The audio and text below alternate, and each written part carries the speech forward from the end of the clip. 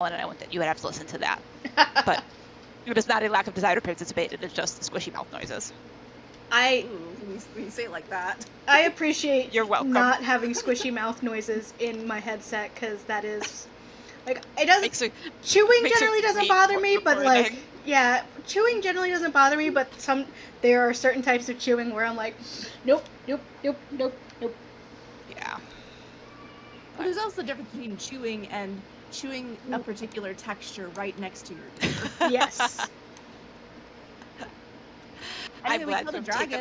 I was going to say, I'm glad to have taken us down this detour of talking in detail about horrible things. I will now stop so that someone can talk about less horrible things, like a terrible dragon. Yeah, there we go. Yeah, it's dead now. That's fun. Yeah. And then we long rested. Mm-hmm. That's about the summary of it. Yeah, pretty much. Aliana sure did hate that dragon. It hated her right back. Now it's dead. Zay has been adopted, and so that is probably, and Elena's probably going to be cool with that. Her parents probably won't be. I was going to say, amusingly enough, adopted not by the person who has been trying desperately to get her adopted for who knows how long.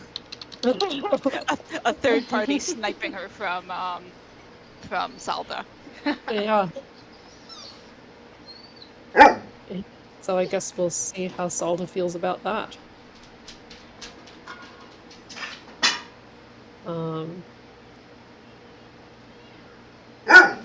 Yeah. Hey. Oh, whoa. Bianca and Bosun both had different bad experiences during the fight. Bianca was being unconscious and then revived, and Irvis may have had some feelings about that. Keish has some feelings about Bianca.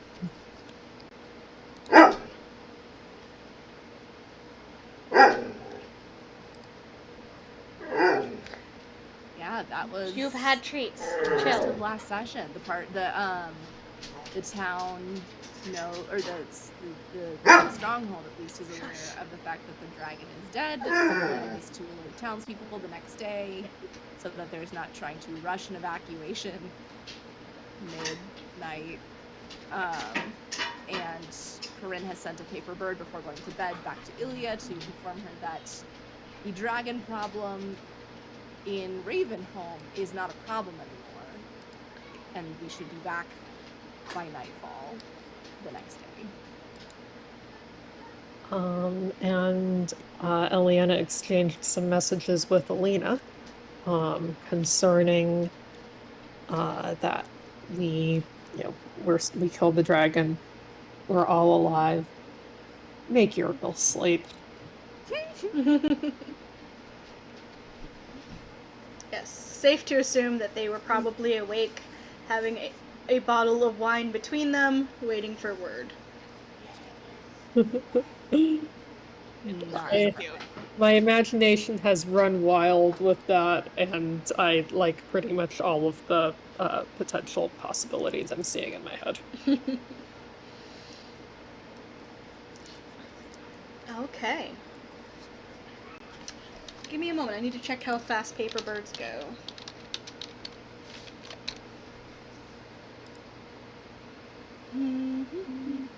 Not as fast as sending, I can tell you that.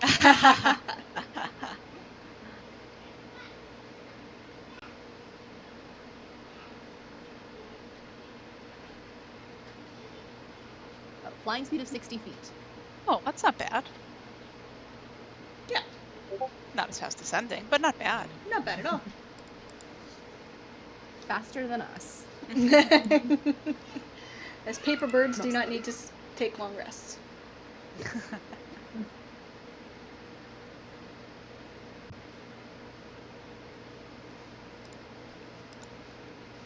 Okay. Yeah. Morning happens. You all are let to sleep in, as for the few of you who sleep. I guess that is the first question. Who is taking... No, I am not playing video games right now. Stop it. Sorry. My computer was like, don't you want to play more Divinity? I'm like, yes, but not right this moment. I'm in place. Hold that thought.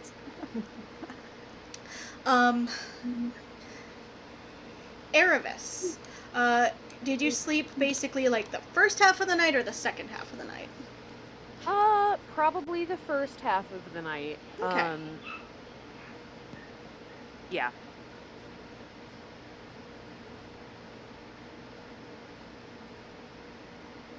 Okay. And what like downtime activity did you do the second half of the night?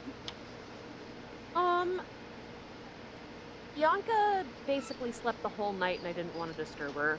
So, I imagine stay in bed, sitting up with like some mending or minor weapon checking or reading. Because dark vision, don't need to put a light on. And trying to be quiet and get rest and not disturb the baby. Yes. You slept basically on the same schedule as Say. Say also wakes up about the same time as you do. Rolls a dexterity check. Give me a moment. To get out from under Penny. It's a natural 20, so Penny does not even notice as Say, with a practiced air that seems very like she's done this before, just slides a pillow where like Indiana Jones slides a pillow where she was and slips out from underneath Penny, and takes a place at the table. And she pulls out like a knife and actually she pulls out like a woodcarver set and starts whittling something.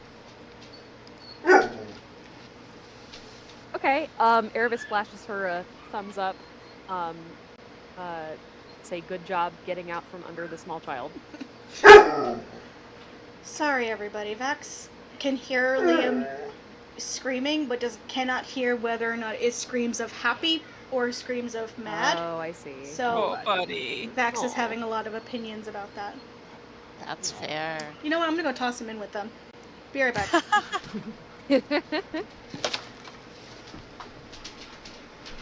friends. He gets his wish. Yay.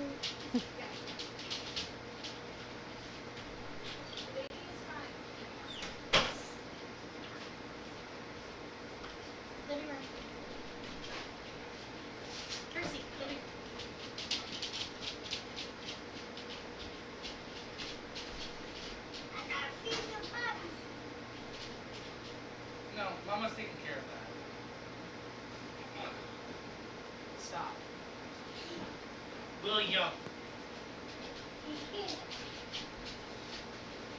you want to kiss her mommy, that's one thing. I'm not putting It you down. never occurred to me that Liam was short for William. No. That possibility never crossed my mind. I 100% thought it was just Liam. I have heard that before, but I don't think it's that common. I mean, it makes perfect sense as a short form. Yeah. Settle down. It's Yes. never crossed my mind. Yeah. He's just such a Liam. Yeah. It's such a different name.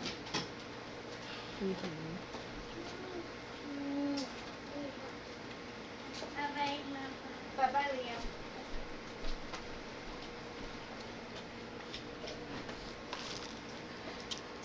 Sorry about that. All of the dependents decided that at that moment. No. While you're up. Welcome back. Okay, so Say gives you a nod. As you see that she's carving basically a little, maybe like a little bird. Oh, I love that.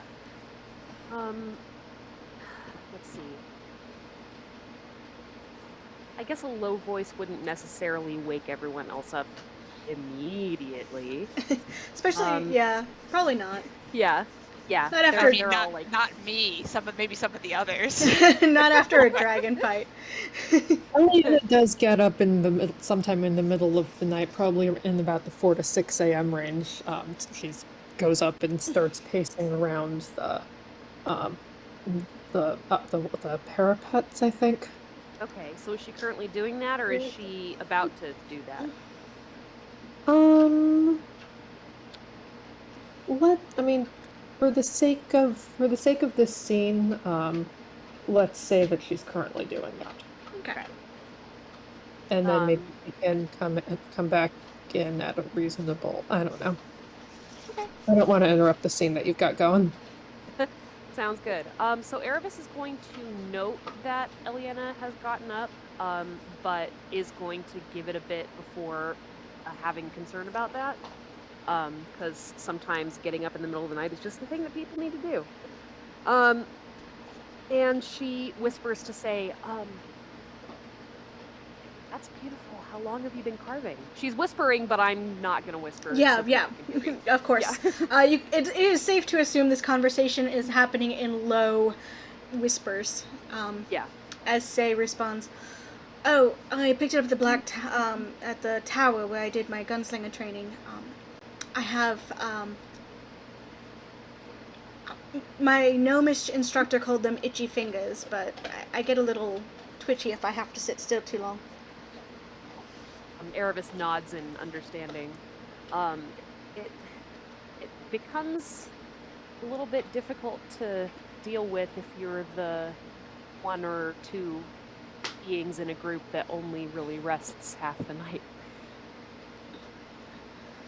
In my adventuring group, we actually split it into half. I take first watch usually, or first sleep really, and we'll rest for 4 hours while Talison's up, and then we switch off. That works well. But yeah, even if you're on watch, it's definitely good to have something to do to stay alert and pass the time. She nods to you, and you see her actually pull out a small pocket watch and hand it over to you.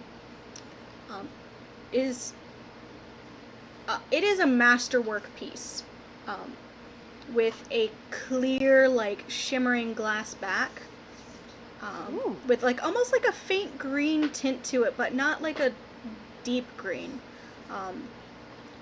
And you can see all of the little mechanisms making the clock go. And on the front is inlaid with a actually it's wood, with a light wood background with a dark wooden rose on the front. Oh wow. Nervous looks it over and is very impressed. She looks up and says, "This is beautiful." I think that's my best piece so far. She smiles and looks down at it again. It's lovely work. Do you prefer making figurines or carving details like this, or do you just enjoy both of them at different times? Depends on how much I need to concentrate on what's going around me versus how much I need to concentrate. How much I very much need to not concentrate on anything else but what is in my hands at that moment. That particular piece was after a very difficult mission, and I needed something to put all of my attention on. Yes, the carving is very intricate. I congratulate you to this beautiful work. Are you making the bird for anyone in particular, or just because you wanted to make a bird? Just thought it would be fun, and I had birds on the mind. You usually leave them places, usually where children or gnomes will find them. It's definitely the sort of small treasure that a child or a gnome would be delighted to find just somewhere. She nods, and she gives you a bit of a grin as she reaches into her bag. Kind of her arm goes a little deeper in the bag than should really be reasonable.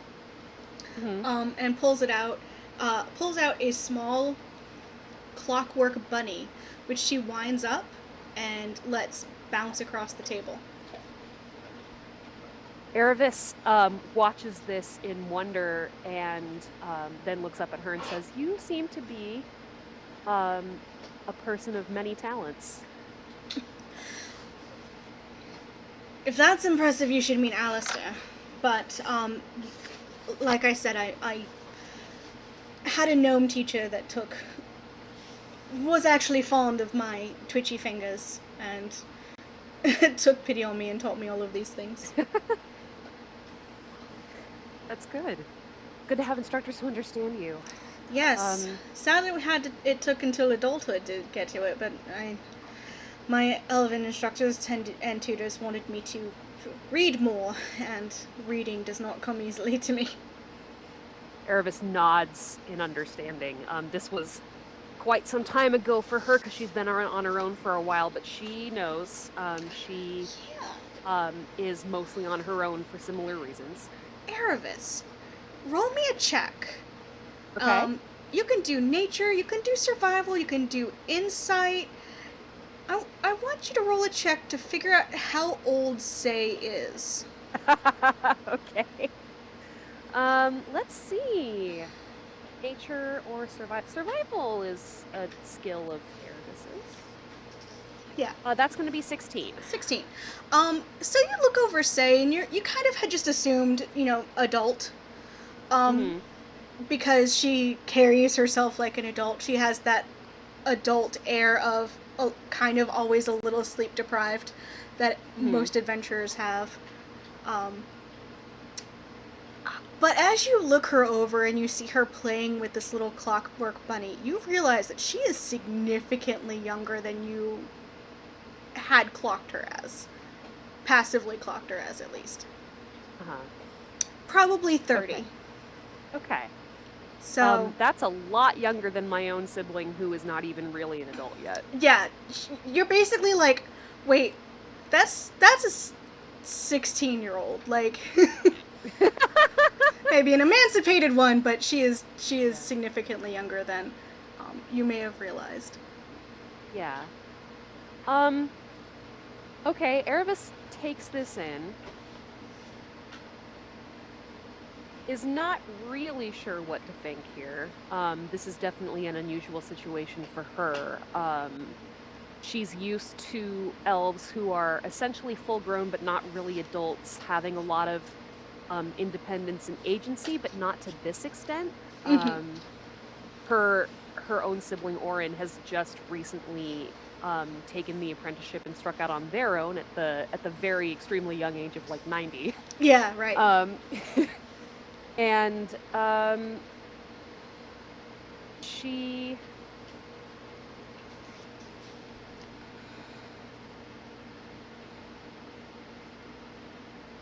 how would Aravis go about this?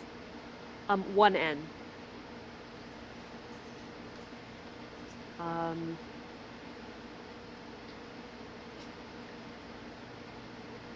She kind of eyes Say to see if this is something that she can ask about. Can I do a perception check? Sure.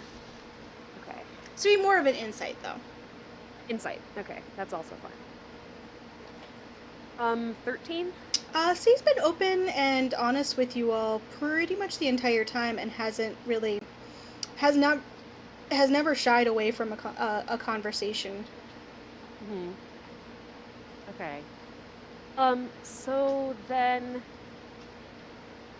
Aravis will start on a more light note, but like she understands that there's something possibly going on here, and says, well, your breadth of skills is particularly impressive. You're fairly young for a full-blooded elf.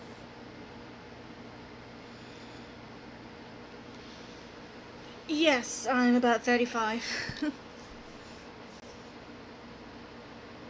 How long have you been on your own? Gods.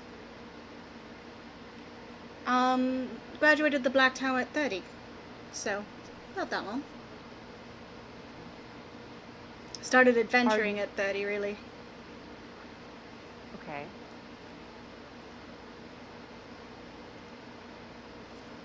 Do you have a relationship with your family right now? Strained. My family tends to believe in an early maturity. Some elven families, you're familiar with this. Some elven families have different philosophies about when a elf is considered fully grown. Early maturity is definitely like a theory amongst some elves, but not widespread. Not widespread. Okay.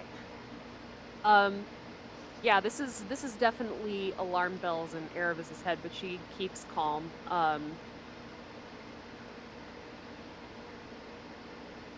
How has it been? How did that make you feel, if you don't mind my asking? I mean, it was a bit difficult at first. But thankfully, my friend Taliesin, who is actually more of an adult, he's been around since I was, I don't know, I think I've met him when I was 8. So like a wee elf. Yes, since I was very, very young. Okay. And so when I went and became I was apprenticed to the Black Tower and I went to school there, he followed just to keep an eye on me. I'm glad you had someone around who had your back. I know a lot of younger people in other races, it's not as much of a big deal to them. But even so, I've never liked seeing young people have to strike out really early because of one reason or another. And I think you've done very well for yourself. I'm sorry that it happened this way, but you seem like you've got everything under control. There's some truth to the early maturation theory, where if you spend a lot of time around adults, you kind of just assume that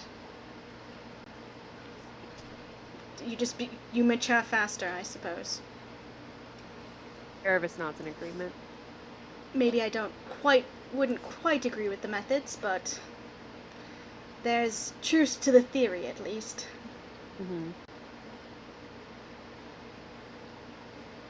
Yes, I think that there's definitely some flexibility in the maturation rate of various people.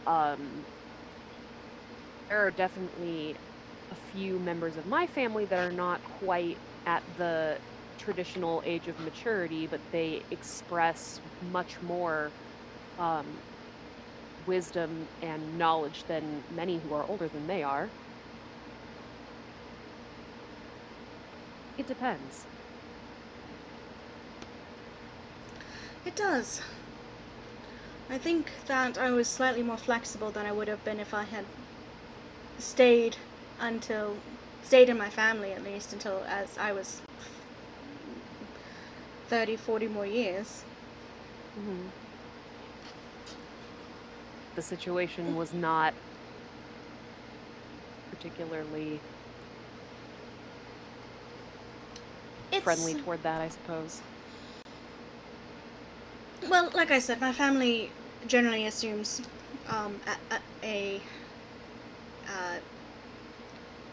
age of majority at 30.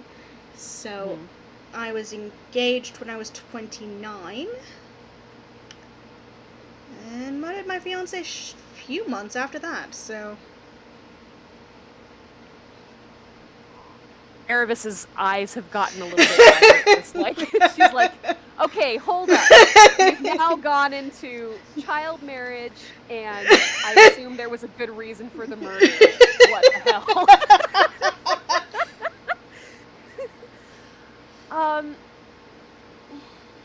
I assume this sadly deceased fiancé deserved it? Oh, yes. Is evil cultist Oh. Yeah, yeah. Wow, that is extremely unfortunate. It's always a cult. Yeah. Wow.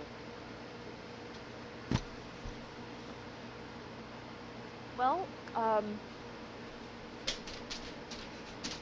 you for sharing that with me. You did very well today with the dragon. Thank you. I definitely would not have guessed that you are as young as you are.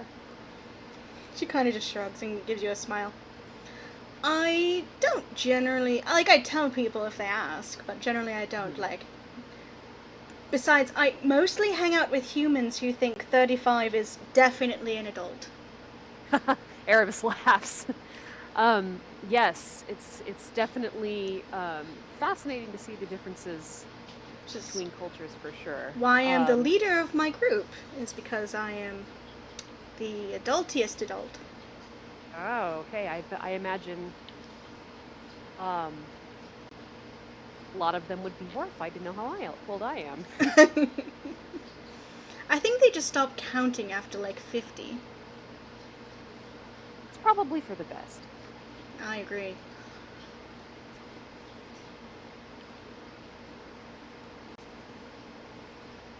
Then.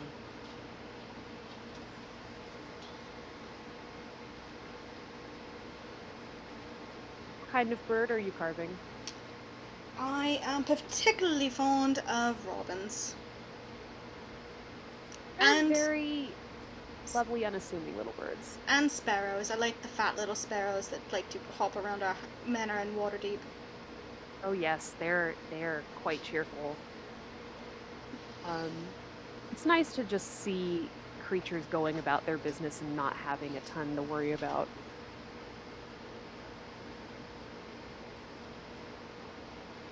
So,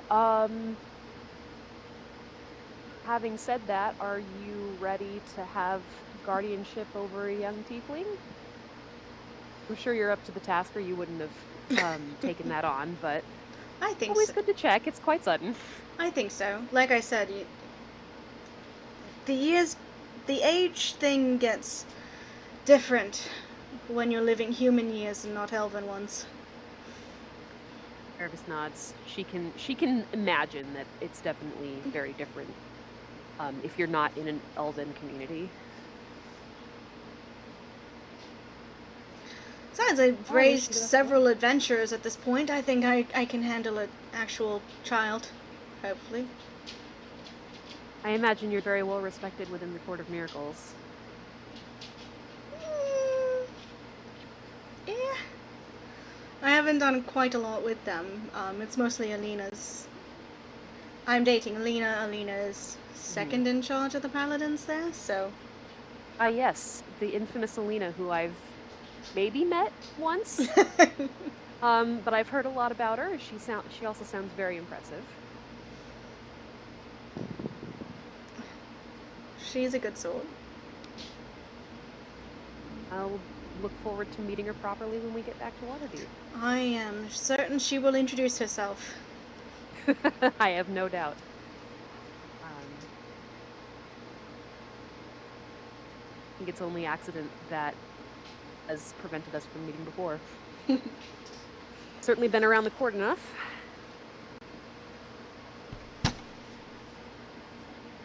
Well, only really in the past 48 hours. Not my business in Waterdeep doesn't typically take me there.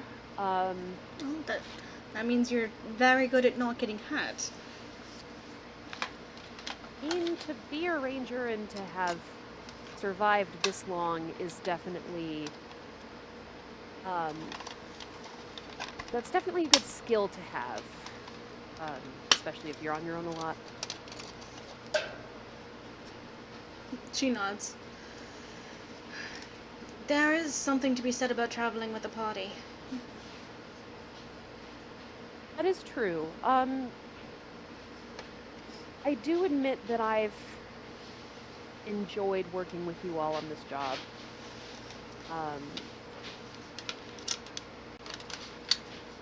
I'm used to traveling solo, for sure.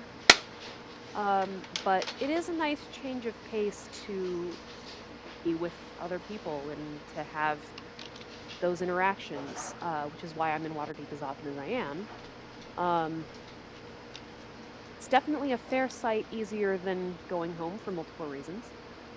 Our community is quite a bit of a hike away, and my outlook on life hasn't always jibed with my family. Cheers to that. Give me just a moment. I am so sorry. I think Vax is trying to eat the entire pizza. Oh no! Okay, no problem. I respect the hustle. Dude.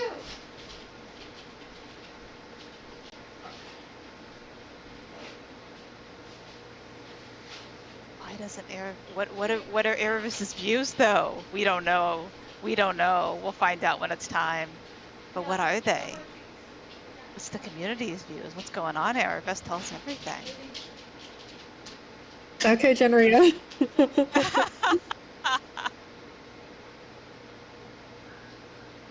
Yeah, this Genrita is as a character in one of in the game that Hannah runs.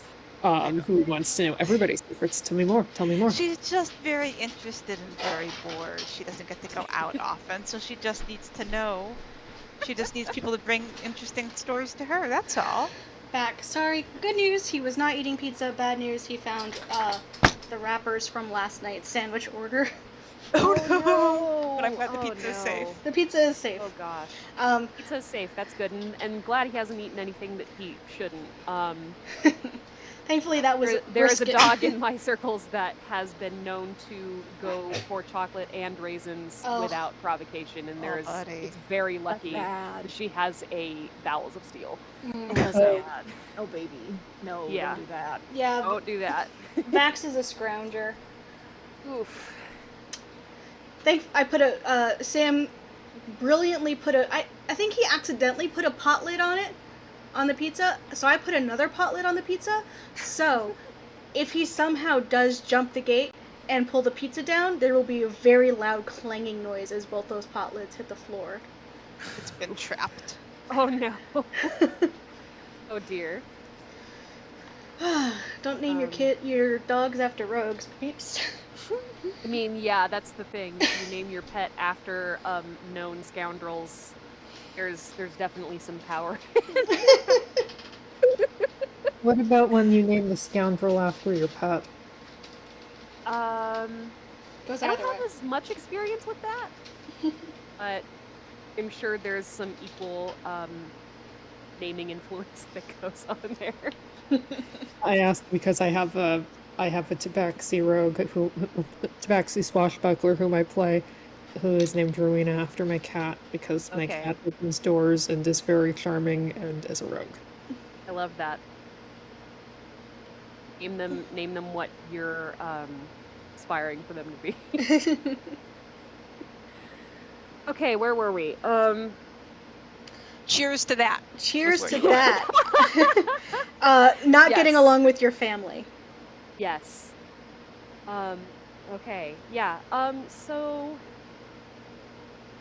there's definitely a little bit more distance than Erebus and her in between Erebus and her family squabbles than it sounds like there has been for say in her family, but at the same time, elves live a long time, they have a lot of time to think about it, and Erebus is on her own a great deal of the time.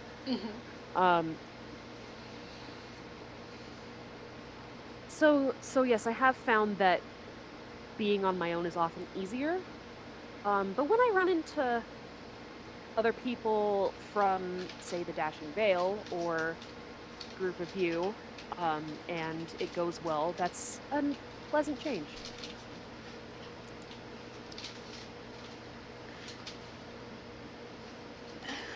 Traveling with an adventuring group is frustrating and oftentimes the worst, but most of the time it's actually the best. I cannot count the number of times that Jaeger has literally thrown my ass out of combat.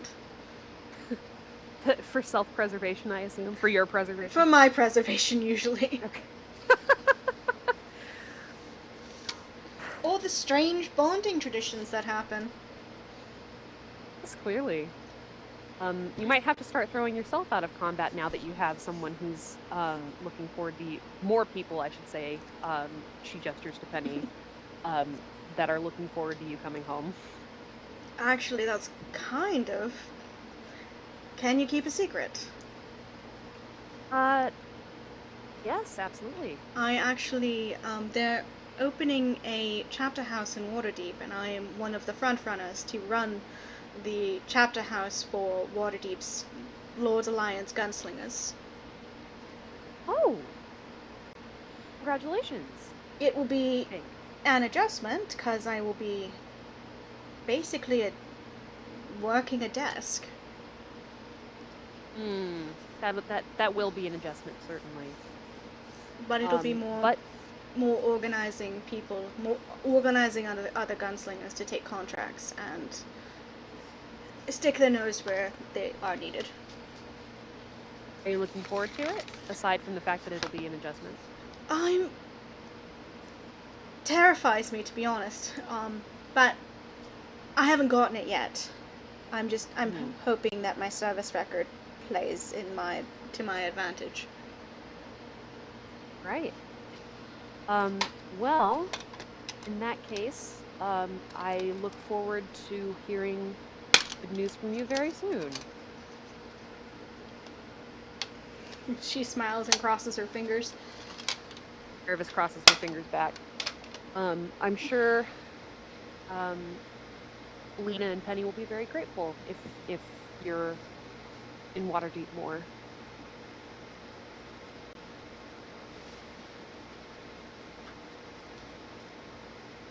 Everything is happening very quickly, and I have very mixed feelings about that.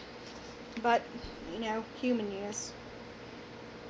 Human years, it's true, but despite the fact that you've had to become an adult very quickly, you still have quite a few years ahead of you. And that gives you time to explore a great deal. It does.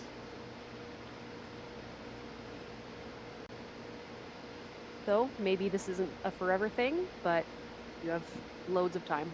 I do.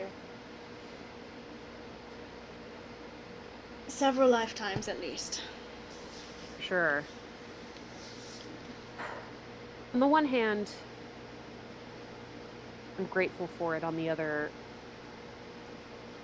it's definitely an unsettling contrast at times. Bianca is not my first beast companions. I had 3 others before her, because they don't live as long as you. I don't regret it. It's been wonderful to get to know each of them, but it's also hard to say goodbye. Say nods. Thankfully, I haven't had to say goodbye to anyone yet, but I am prepared for when it happens. Hopefully when they're ancient. Hopefully when they're ancient, and that's a great deal more time as well. So I hope that will be quite some years.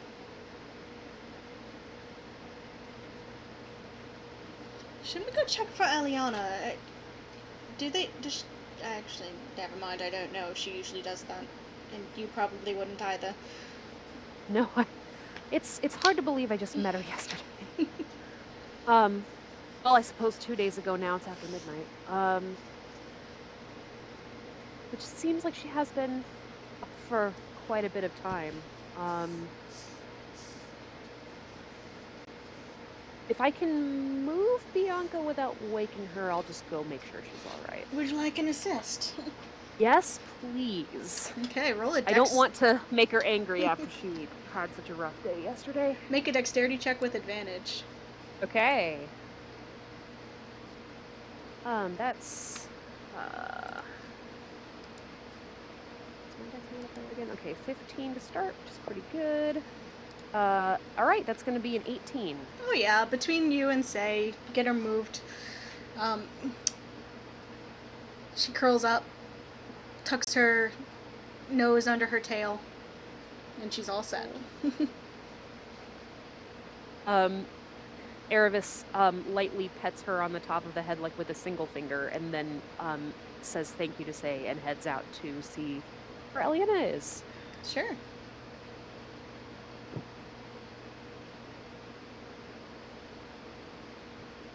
Yeah, and if you're looking for her, you'll find her up walking the walls of the keep. Okay. Erebus doesn't want to interrupt if she's having a time of reflection and quiet, but she does catch Eliana's attention and just wave a little bit and give like the wobbly thumbs up sign to ask if she's doing okay. Eliana will wave back, give a thumbs up, and also cast message down. It'll take me a couple of minutes to come down. You get a reply when you receive a message, yeah? Yep. Okay. Okay, so Erebus says, that's quite okay. I'd just been up for a while and noticed you were gone and wanted to make sure you're alright. Message back. Thank you. No, I think I might be ready to try to sleep again. Alright, I'll wait for you to come down. And Eliana does descend from the parapet. Erebus gives her a smile. Did you already trance tonight? Oh yes, I was just chatting a little bit with Say in the quietest possible voice to avoid waking up Grim and Corinne. But we'd been at it for a little bit and noticed that you hadn't come back, so just checking to make sure everything's alright. Well, thank you for checking in on me. Yeah, of course. I got up in the middle of the night and I was replaying the fight.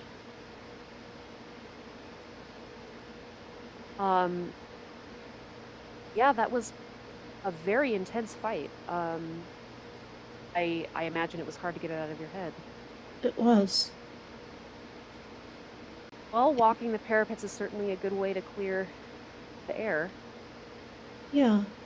Yeah, the cold air of the morning and just the motion of one foot in front of another and not thinking about anybody else. Nervous nods. Fair enough. I'm glad you were able to get the peace and quiet that you needed to clear your head. Thank you. Of course. Do you need anything else before we go back? I don't think so. I think just try to sleep again and maybe I'll be a little more successful this time. Okay, I hope so. If you do, like this aside, this is just kind of a flavor detail that I just thought of in the moment. I don't know if there's a concrete item for this, but Erebus says if you need a little bit of help with that, I do have an herb for that.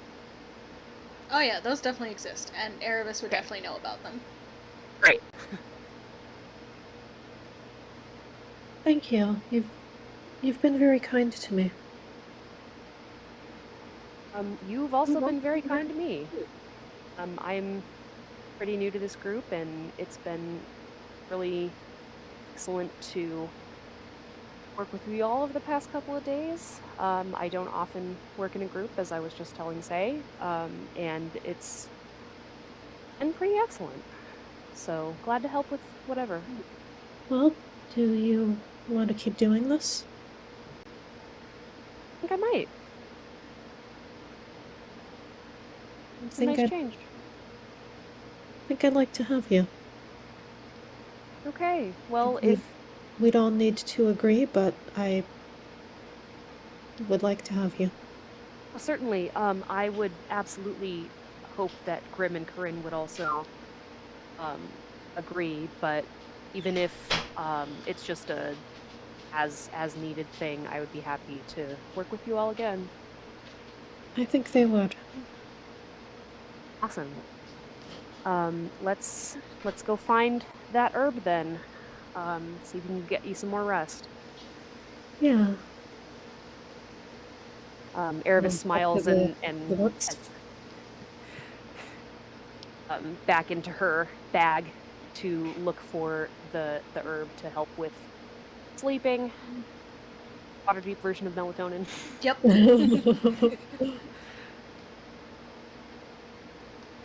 And once inside, Aliana will be whispering as well. Okay, perfect. All right, so then Erebus hands her enough for a reasonable dose to help her drop off quickly. If you need anything else, we're right here. Thank you. Of course. You rest easy. Yeah. Aliana tucks herself back into the bed, wraps the blankets around her. She's kind of holding on to the edge of the blanket like she's hugging it to herself. And Keisha's curled up at the foot of the bed. She's very round. Round poofball. Yep. Excellent. Erebus, to avoid moving Bianca again, takes a seat at the table with Say and tries not to watch Aliana too closely.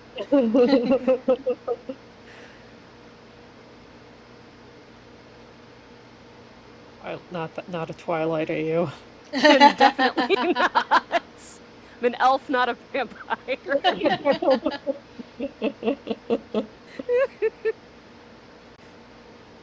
I don't sparkle either.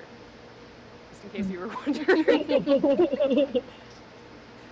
All right.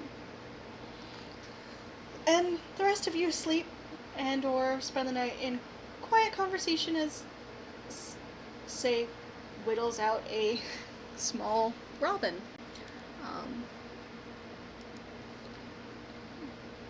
Grim, I believe you're probably the first human up. Probably. Oh no, only human present. Yeah, but yes, first non-trancer present. Back awake. Yeah, probably if Aliana was up between like, what was it, like 4 or 5? Probably not long after that at all. Grim will attempt to. Oh no, they're on the top bunk. They sure are. That's fun. We'll attempt to sneak stealthily, quietly, climb down and grab their haversack and go out to find a place to make coffee. Probably the same alcove that where they did their rituals where they're heading for. I guess I'll roll a stealth check. Hey, 18! Not bad. That's shockingly good for Grim. You don't wake Corinne, whose passive perception while asleep is 15. Phew. If Say notices you, she pretends not to. Extremely fair. Same with Erebus. She's still trying to figure out when it's okay to speak to Grim first. And they're definitely there's the stealth check of trying to not fall off the bunk. Like they're not trying to escape the bunkhouse without being seen. Yeah, They'll just slip out into the morning. She makes eye contact with Grim. She'll lift a hand, but if not, she will pretend that nothing is happening. There's no eye contact. Okay, great. They have an eye patch and emo kid over one eye. Emo kid bangs over the other eye, and they're definitely not looking at anyone. You know what? Fair enough.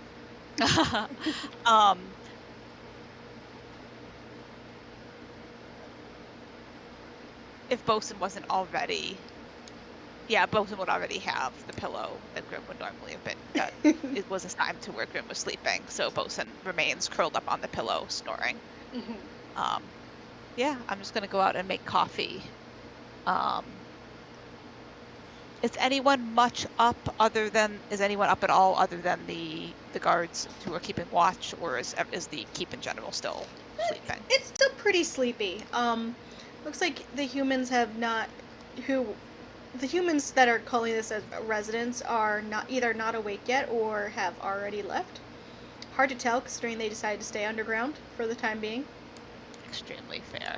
Okay. Yeah. Then I will sort of chill in that corner, getting the like little camp stove and coffee going. Okay. And you don't want to use the kitchen?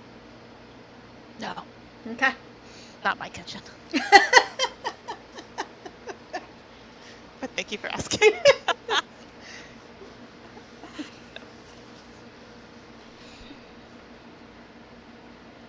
Yeah, there might be people in the kitchen. Also a very valid point. Fair enough. Get a couple of odd looks as guards head here and there for whatever duties they have in the morning, but no one seems to question you at all. You just killed a dragon. You kind of have a lot of room to do whatever the fuck you want. That is Deception 11. Grim is basically pretending no one else is there. But anyone who can beat that will see them like that. They're definitely like their head will turn when somebody is coming nearby, like clock that it is not someone they know, and immediately dismiss. Yeah, you are unbothered as you make camp stove coffee.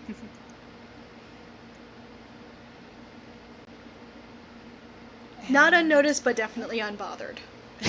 That's all Grim asks for in this particular moment in time. Will eventually, I think once the now I'm trying to, I don't know what sort, it's probably like a French press situation. So like we'll like press out cups of coffee and return. Does anyone else here drink coffee? That I would have been paying attention to that. Say definitely drinks coffee. Okay, Eliana drinks tea. I know.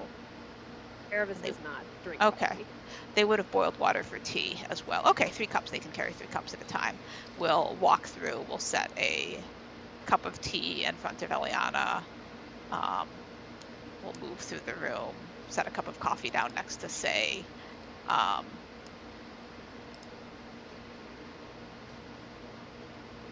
Liz, do you remember, does Corinne have the coffee flask, or did Grim reclaim it? I know they reclaimed it at one point, but I can't remember if they kept it. I'm fairly certain that she still has it in her possession. Okay.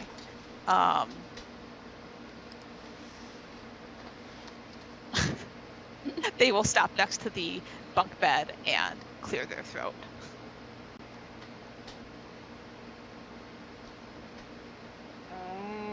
What? May I have your permission to go into your bag for the coffee flask, please? It's fine. And turns over. Excellent. They will fish in her bag until they find the coffee flask, fill it with coffee, and then head back out. Sure. There's like a brief sort of stutter step as they move past the table, realizing that they have given everyone except Erebus a morning drink, and then they just keep going. And will go back to make their own tea. Erebus just kind of like smiles behind her hand and keeps working on whatever she's working on. Eliana stirs and opens her eyes. Cup of tea behind the cup of tea next to her. Thank you.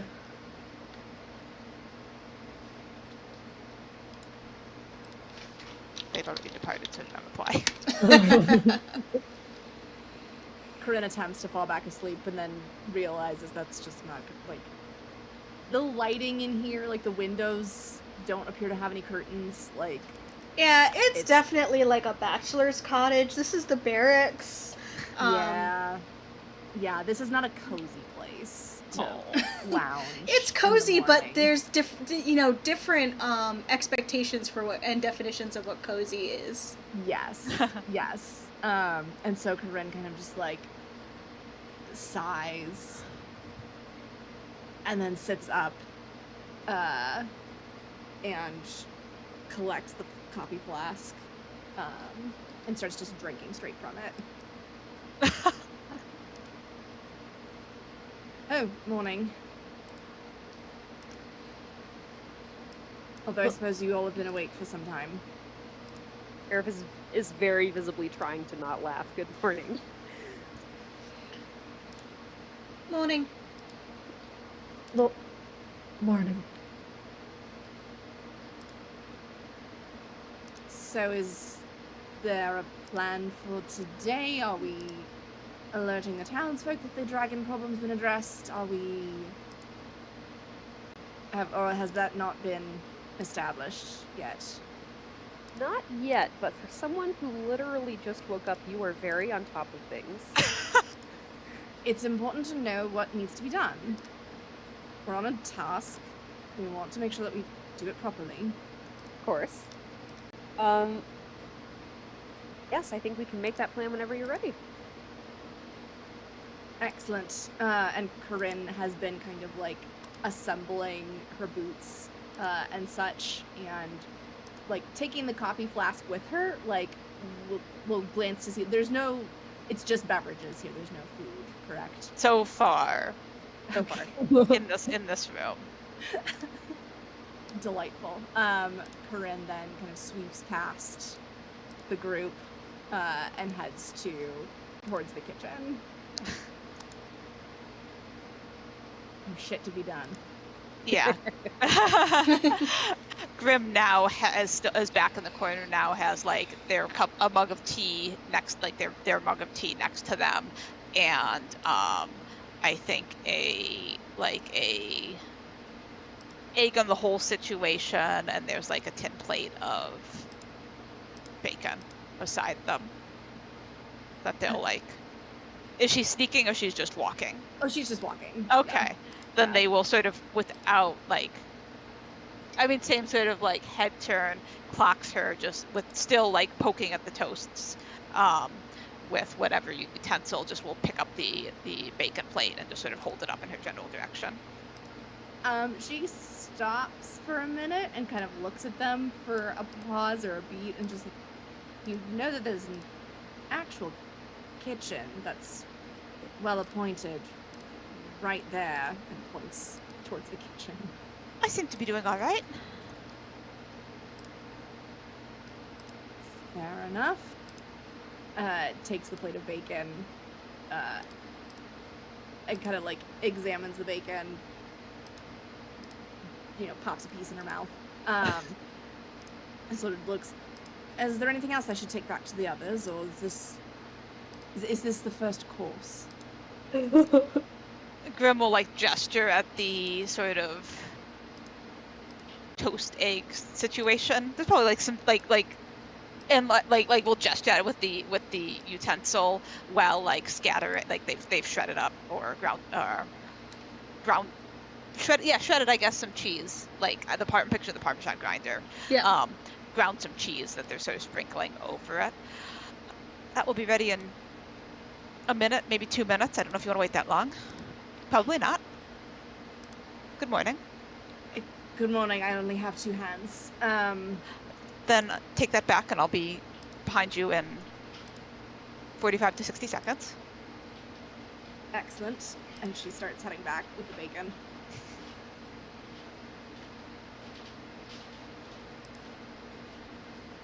Grim is more like 2 to 3 minutes because they do have to shut down the little camp stove. But while Corinne was gone, Erebus has fixed herself some tea with the boiled water.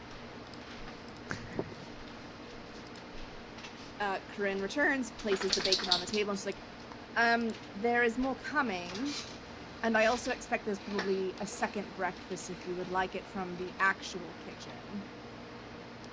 If you would prefer. What's wrong with my kitchen? The chef, but they don't want them.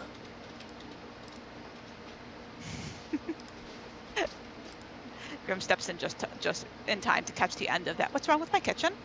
And we'll place the tray of toast situation down in front of Eliana. You don't want compliments. You may eat first. He grins and nods and gets her plate together and starts eating. Erva serves herself and thanks Grim. Say steals a couple of slices of bacon from the platter. Doesn't even bother with a plate, but is mostly interested in her coffee. Grim will pick up one of the toast things in one hand and has their tea in the other hand, and will move across to go sit on. I'm assuming that's some sort of chest on the far side of the room. Yes. Bosun will wake and flap down to sit next to them to be fed bits of toast crust. Quiche accepts some bacon.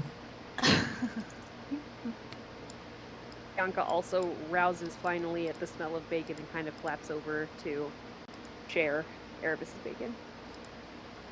Erebus looks very relieved that she's like feeling well enough to use her wings at this point.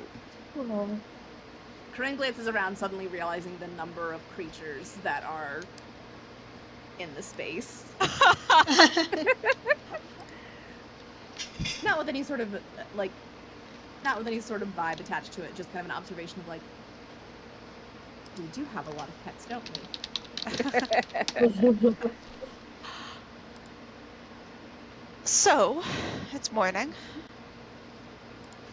It is. We'd best be alerting those who've sheltered in place, who that the dragon's been taken care of. I don't think there's anything else needed besides ensuring that that there's no residual leftover anything from the army that was here. Yeah, I do want to make sure they weren't successful in setting up any kind of a nest. And if they were, get rid of it. We can certainly check. There come sort of like gestures in the direction of the group at large with their toast. Did you all want to do something about that wizard, or were we just annoyed with the wizard but content to leave him be? As far as I can tell, there wasn't... reason. Go ahead. Oh, I was just saying. As far as I can tell, there wasn't any. He was just doing wizard things. Which, oh dear. Oh wow. Hi, Penny. Tokens just load in really big on this program. As far as I can tell, the wizard was just doing wizard things. He just wanted to be left alone, and that to me is sort of a less pressing issue than the possibility of additional dragons making appearances. So I think from a priority standpoint, we go back.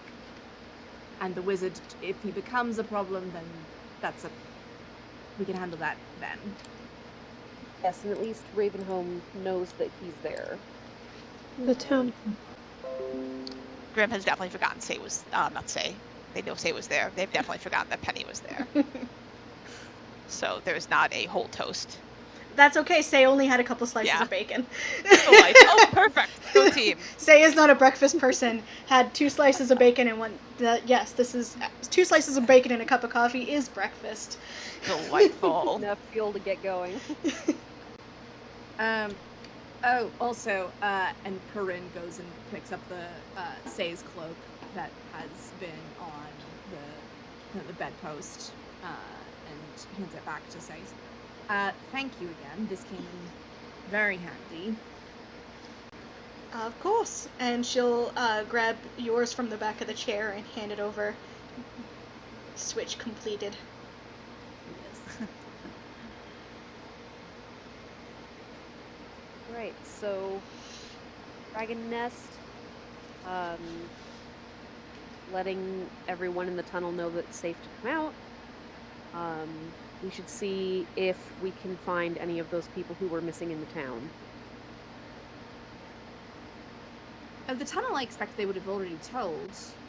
Okay. Grim will not. I believe the captain was going to be taking care of that. Okay. Yes, it's those who sheltered in their homes instead of coming to the right. to the strongholds. Yes, we should. That we need to alert. Should alert those people. Yes. And then if Divide there's and anyone conquer? still missing after we've done that, we should try to find where they are. Indeed, and there will be some who are likely in Waterdeep. We did take in a decent number of refugees, so anyone who's not accounted for very well could potentially be back in the city. Yes, let's all hope so. Divide and conquer? Divide and conquer. Say not. Alright, who's handing out jobs? Well, I'm happy to go door to door. If anyone else would like to join me. Anyone have strong feelings about assignments? So the split is between who goes to check for people and who goes to check for dragon remnants? Yes. Correct. I think I'll take the dragon remnants. Very good. So Eleanor's team Dragon Remnants. I am team Alert the Townsfolk. Pick your side. Townsfolk are leaving, so if you're coming, then let's go. And Corinne heads to the door.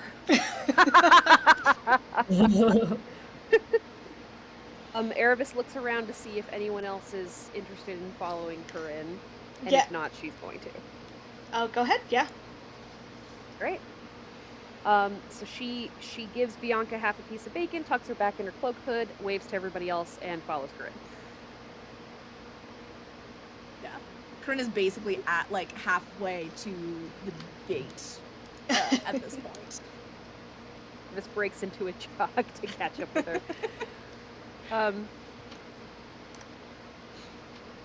I didn't take you for a essentially a step down from running person first thing in the morning, but we're definitely prepared. If I have the luxury of sleeping in, I'd far prefer it. However, when there's a job to be done, there's a job to be done, and the faster one does it, the faster it gets off one's plate, and the faster the job is done, everyone's very pleased with the job well done.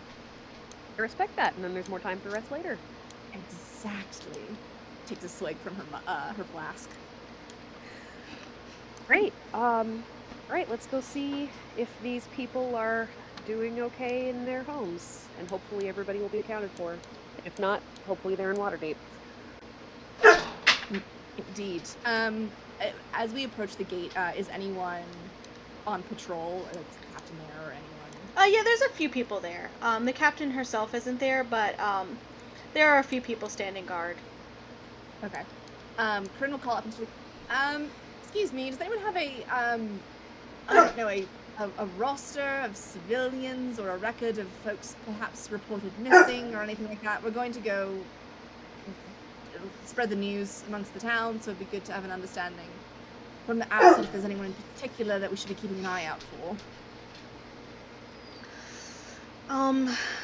The guy at the gate kind of picks his teeth for a moment and thinks, I don't think there's anything official.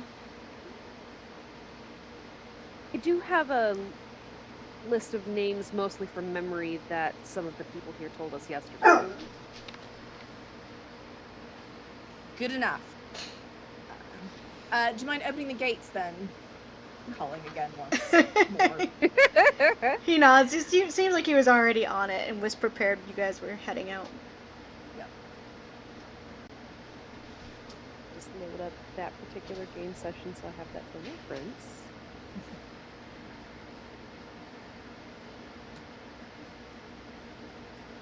Okay. And off we go. Sounds good. Okay. All right. That's that team. Which leaves Grim and Eliana on team Find Dragon Nest.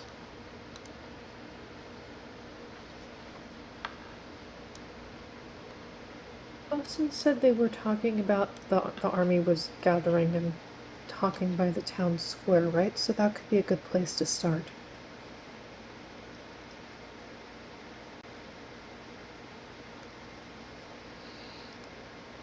Grim is just studying their toast.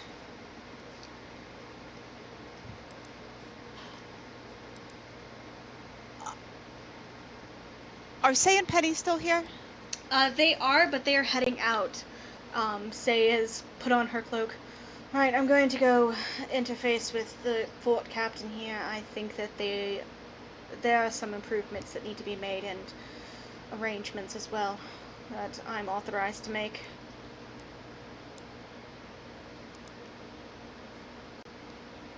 And Penny just follows her.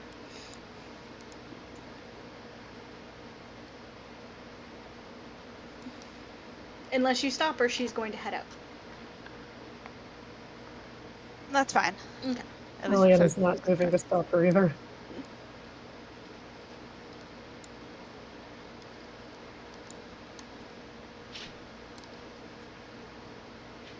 Did you want company then, or are you just going as well?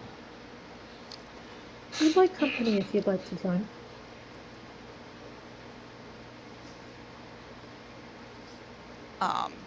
Grim sort of stares at their toast for another probably 10-15 seconds, then we'll take one more bite, hand the rest to Bosun. So we'll stand and reach for the haversack. All right. Are you alright?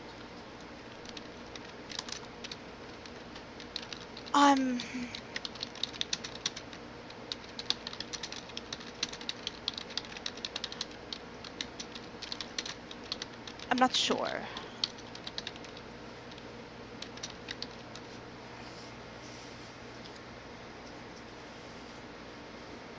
Okay.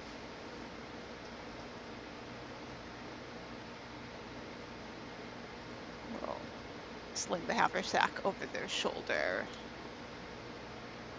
move to the door and hold it. Eliana will go through the door and head on into town. Okay. I think if there are any guards about, she'll see about talking to them. Guards in town or guards at the fort? Probably at the edge of the keep, but Okay. not expecting there to be a big guard presence in town, and start with what you got. Yeah, it's just the pair operating the door at the moment. Okay. So in that case, I think she'll ask them, do you know where the dragon army was most active? Probably to the north of town near the mill. Actually, south of town. South. Sorry, I haven't had my coffee yet. Thank you. I saw them. It looked like they were running away. Last night. Want to make sure they're well and truly out of town, and there aren't any nasty surprises for us. He nods. So it sounds like that's the place to look first. It's a good spot. She nods. Well, hope you get your coffee soon. Kind of waves his hand to you.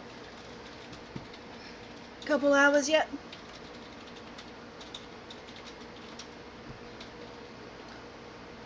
And she'll head on out. Okay. Can I say real quick above the table, I am all in favor of characters doing things quickly when characters think we're doing things quickly. I am trying to take notes and play at the same time, and would super appreciate a little more pausing here and there, because it's really hard for me to task switch back and forth between taking the transcript and doing other things. Yeah, So thank you for build just a little more space in, unless you're intentionally trying to run ahead of Grim. That is totally fine. Oh yeah, she's not intending to run ahead of them, so Yeah, thank you for flagging that. Thank you, that's all. I know there are sometimes choices to deliberately run, and that is totally fine too. I don't want to campaign style in that way. Yeah. Yeah, and I think what I was reading as deliberate character choices, actually. I was reading as deliberate character choice. So, thank you for recalibrating.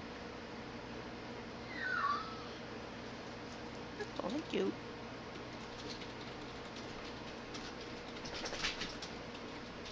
Okay. So, Nest Hunters, are you heading to the center of town, or are you heading to the mill?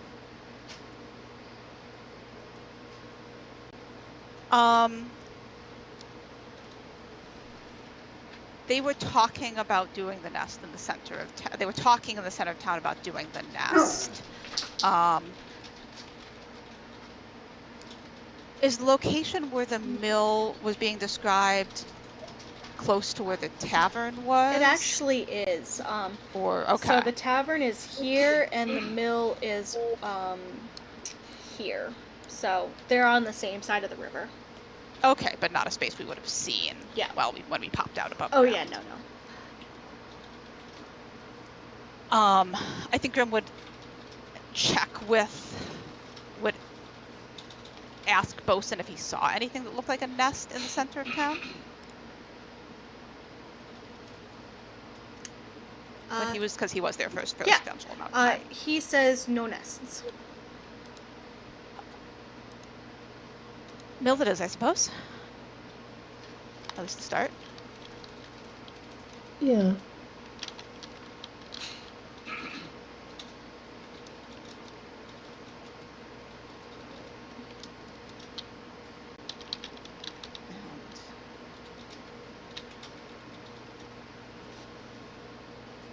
Yeah, I think probably.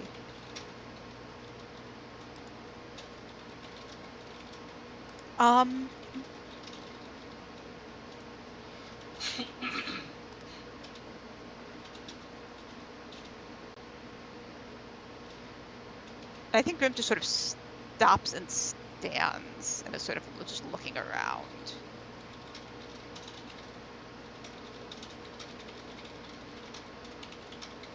I think Alana's gonna leave them time to do that.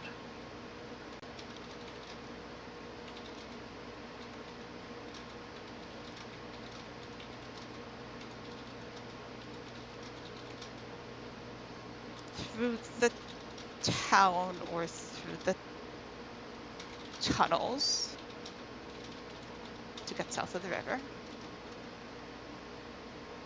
I was thinking the town. Unless there's anything extraordinary in those tunnels. Not unless you want to meet a wizard. Or not meet a wizard. Which would be his preference. I don't feel like I need to.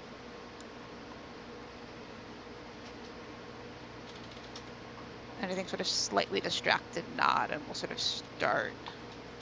We can see the top down, but we haven't actually have a map of this place. We'll start sort of trying to pick their way through the town. Trending sort of southwest-ish, based on what we know. Okay. But there is the river in the way, and I don't know if I don't know how well they do at finding the one place to get over the river. Unless it's visible from that crossroads, in which case they would see the bridge and head that way.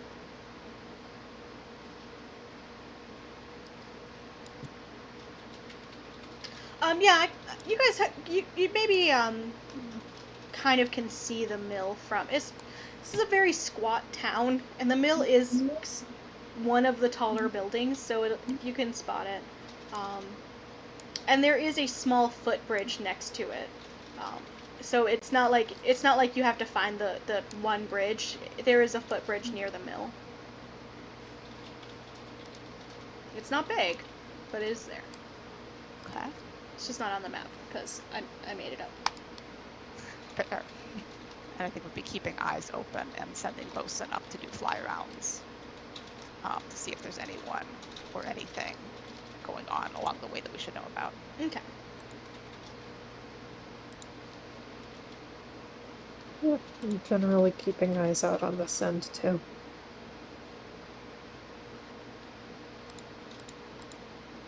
Sounds good. All right, team door knockers. What you up to? Door knockers. Knock on some doors.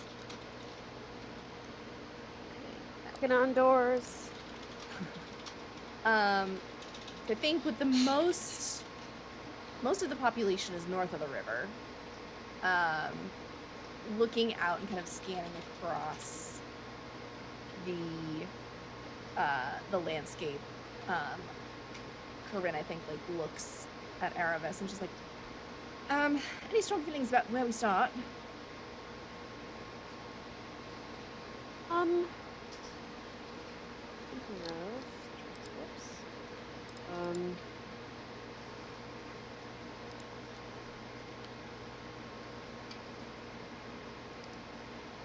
There are a few people that mentioned to us yesterday, the family in the stone house, the dwarves. And in fact, I do have a token that Arthur's brother gave us to let them know it's okay. Perfect. And there's also, you found Penny yesterday. She was one of the ones who were mentioned to us. And there's also the Bell family, a pair of newlyweds and a couple of grandparents, one of whom just had an accident so couldn't move well, so they might be hunkering down as well. So those are all the same. The Bell family is the newlyweds and the elder couple, not Correct. 3 separate groups of individuals. Very good. We're on a hill, right? Yeah. Do you want to post for ease of notes? You want to post a list of that list at least in chat? Yes, I will do that. And also, there's also the little girl's mother, who was also missing. So those are the 3 that I have found that we still don't know where they are.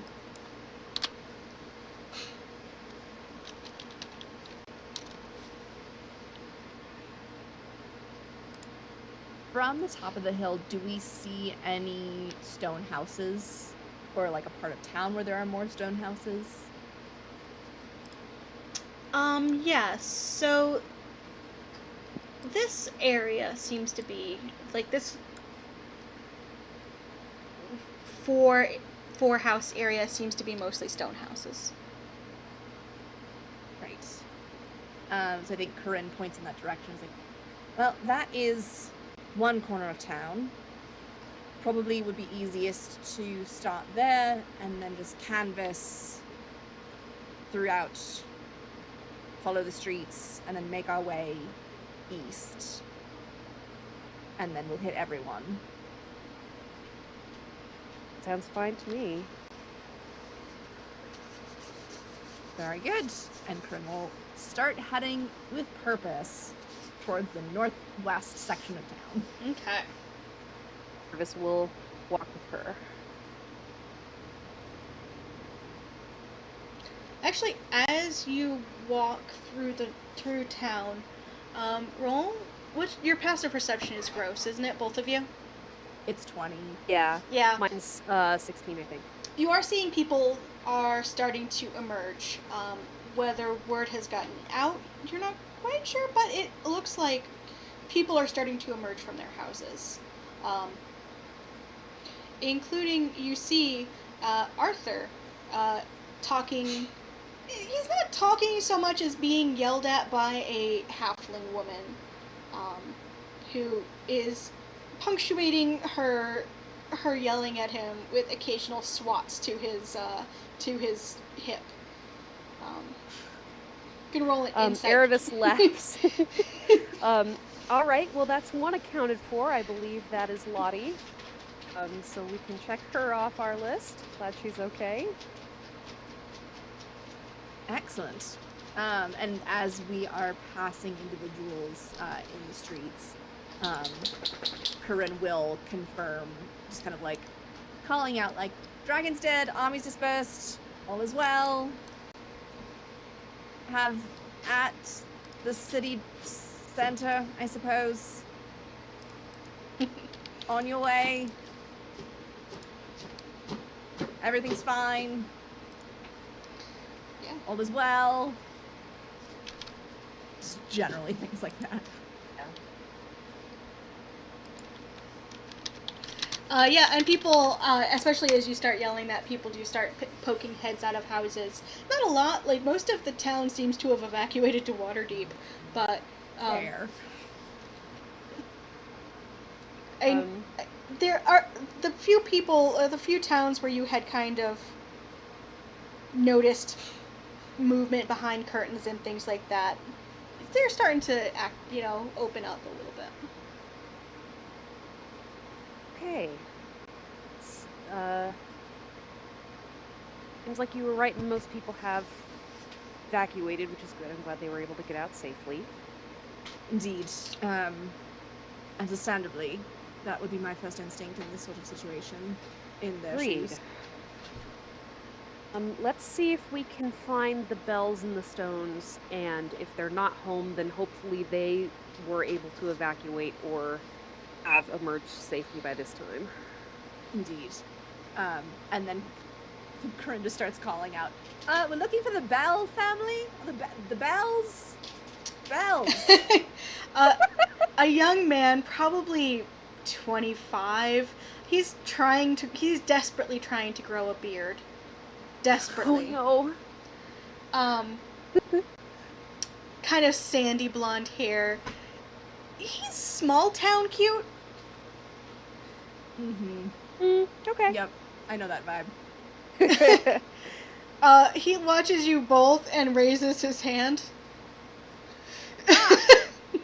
Are you a Bell? He nods to you. And you see that he has a basket in his hand of what looks like mostly scavenged food. Some of it just from gardens. At least 1 or 2 loaves of bread. Okay. Hello, we just wanted to make sure that you were all right. Elias from the Keep said that they hadn't seen you or the rest of your family, so now that we were able to get into town, we were coming to check on you on their behalf. Oh, yeah, a couple of us, we couldn't run, really. So we holed up with the stones. The patriarch there, he can, like, meld stone, so he, blocked off the front door. Mostly made it impossible for the lizards to come in. And dwarves are sturdy folk. They were able to wonderful. move Grandpa Joe very easily. Excellent. Wonderful to hear. So all of you are accounted for? Yeah. Perfect. What an efficient trip we've had. Yes, indeed. Is there any assistance we can give you while we're here? He kind of just moves the basket behind his back. How much do you not want information about that basket getting out? It's not a threat, to be clear. It's just... yeah, you blanched for a second. You're not being subtle right now, my friend. Monologue token? Sure. It can wait until unless he needs time to think, which is totally fine. I'm dying of curiosity about what Erebus thinks of this very efficient voting that she's having right now. Sure. So, okay, we'll say this is right before the basket gets tucked out of sight. Well then, it's definitely a relief not to have to, dig people out of a building or take bad news to people back in the keep. I'm glad that they were able to band together and protect themselves from the dragon's army. So that's good. Hopefully, if there's other assistance that's needed here, we are able to gather it. Otherwise, it might be a good idea to catch up with Trim and Eliana. But for now, we'll just see how this pans out. Oh dear. That appears to be a suspicious basket. Okay. Not sure how crucial that is, but I guess we'll find out. That's end monologue. Very satisfying, thank you.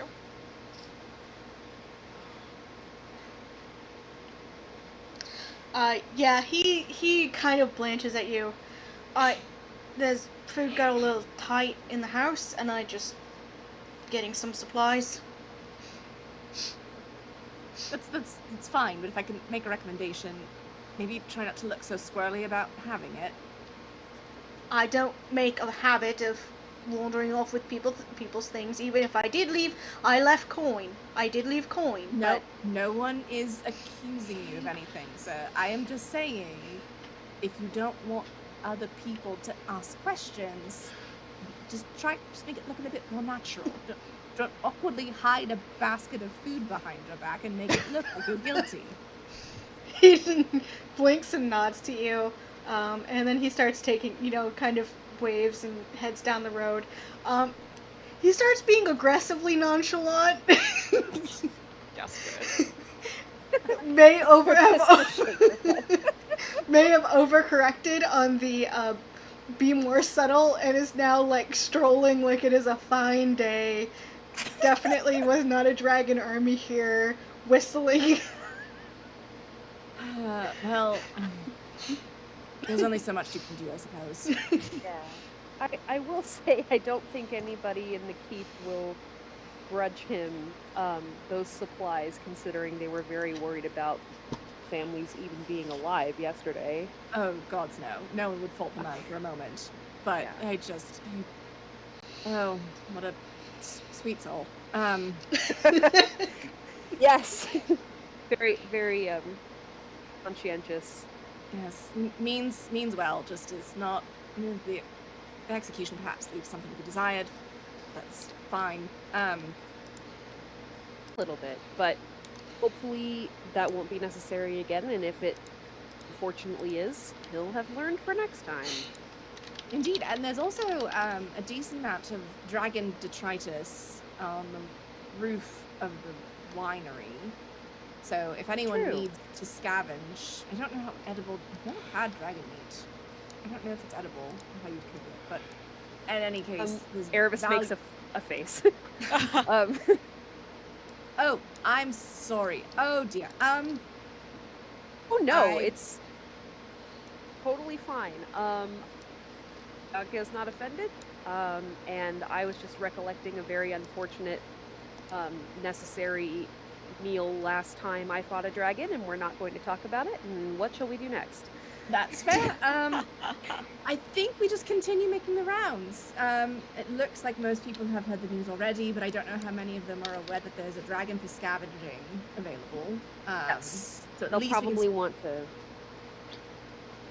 get into that. Yes. There's people pay a lot of money for dragon scale arms, or the teeth I've heard have some value, and maybe it was a toxic, poisonous dragon, right? So you can maybe extract some of that. I don't know. There's something to be found there in some capacity that I'm sure is valuable. Oh yes. Dragons are not known for being edible, but there are definitely a lot of parts of them that are valuable. Indeed. And depending on how much of the grain stores were impacted, the town may need an alternative income stream for the short term. Yes, it will hopefully help them rebuild it if needed. Yes, let's go around and make sure the appropriate people know about the dragon, and just see if there's anybody else who happens to need help. But it sounds like everybody who was on the list of people I'd heard about is accounted for and safe, so that's a relief. Excellent. And then I think Corinne continues on her jaunty way. Now, in addition to the calls of the dragon is dead, also it's on the roof of the winery. Go get it. For scavenging. Yeah, at least a few enterprising young people hear you and head off in that direction, including Arthur, who looks like he's about to head in that direction before he is grabbed by his sister-in-law and stopped. She swats him on the hip again. What's going on with that poor man? Oh, that's Arthur. I don't know. Was helping introduce Eliana and I to people yesterday. That's his sister-in-law. We did hear that she tends to keep the group of them in line, so something along those lines probably happened. I'll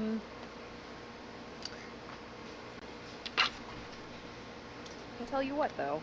But he seems to mean well.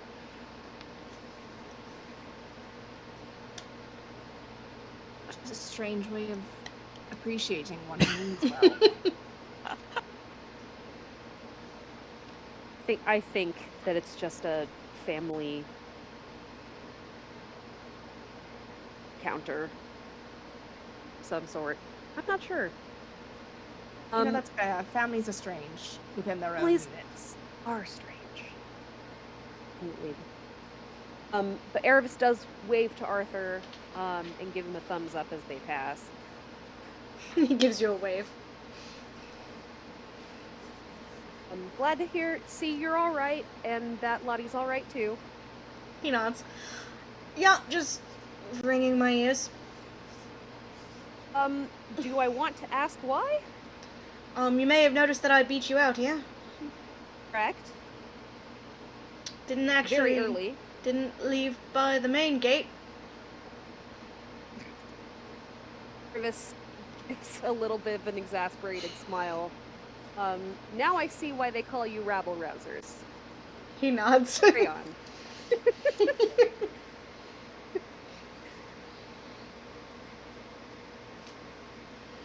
She gives him another thumbs up as they pass. Is he trying to impress Erebus right now? Yeah, with your passive insight, yes. Most assuredly. Delightful. Corinne just glances between the two of them, and then this slow smile creeps across her face as she looks at Arthur, and she just does that wave that's just a couple of fingers. And looks very, very smug. Yeah, he turns bright red as Lottie looks at him, looks at Erebus, looks at Lottie, or I'm sorry, looks at Arthur again, and then just shakes her head like, no. Erebus, having sussed this out yesterday, just kind of leans over to Corinne and says, "Did you have to embarrass the poor kid?" It wasn't my intention to embarrass him. I just wanted him to know that it was observable. And that he was doing a good job in making it observable. Because how else are you supposed to get the attention of the one that you're feeling affectionate towards if they don't know about it? That's a very good point.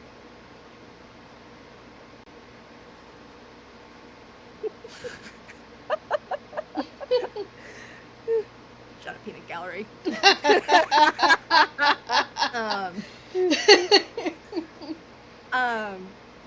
And I think she just goes, and so, of course, different people are more eloquent, more versed in that sort of communication than others, but, small town, I give him some credit.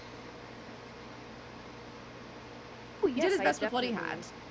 He did do his best with what he had, and if he wasn't probably an eighth of my age, he might be very attractive. An eighth of your age? Yes.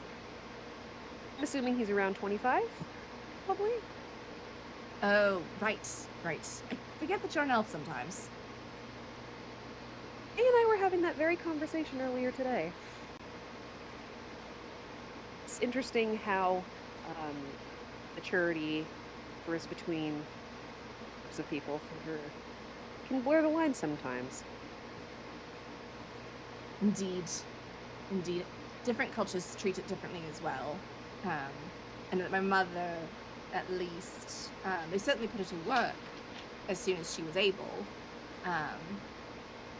But, you know, adulthood for her was a bit more traditional in that side of things. Irvis nods. She is also familiar with this way of doing things. Your mother was an elf then? Oh yes, and she kind of like taps her ears. Yes, the nobility in Waterdeep is, at least the section of Waterdeep that I come from is near universally human. Elf society is a bit more reclusive's not quite the word. It's different in terms of its perceptibility among the rest of society. But yes, my father's a human, so yes, my mother's an elf. Great.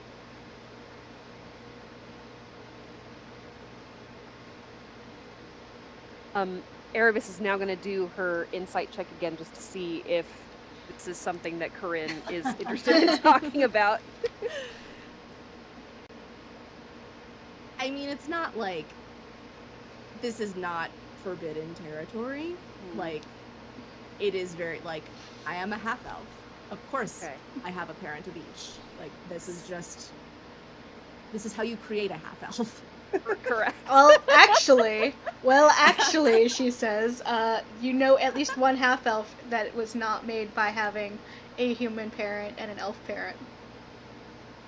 That's true. That is true. Because Kiss is a half-elf of half-elves. Yes. Right? Yep. Yep. Interesting. Okay. She comes from a society, and you would know about the society, so I'll just drop the lore. Both of you actually would. It's a society a bit north of Waterdeep, where it's basically once upon a time, elves tried to do a kind of takeover of this very fertile plot of land by being like, we'll marry the humans, and eventually we'll outlive them and we'll inherit all their stuff. It was a con. Incredible. It was a con. It was like a 20-year plan. Like, did not work out as inherit their property.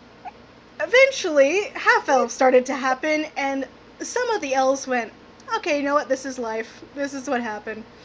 And some of them went, oh no, and then left. And then you end up with this town that's like mostly half-elves, but they're half-elves that marry within the town, so it's just half-elves all the way through. Yep, elves all the way down. Yep. Incredible. Yeah. But yeah, like, especially like being in the Waterdeepian nobility, like that's how you get a half-elf. Yes, that is true. On Waterdeep, that's how you get a half-elf. Okay, fantastic. Yes, this doesn't seem... Erebus is getting... Like, she rolled a 13, so she doesn't seem to... That like, there's a history there the way she did with Say. Oh, no. Yeah. Okay. She nods. Yes, I'm aware that unions between humans and elves are becoming more common.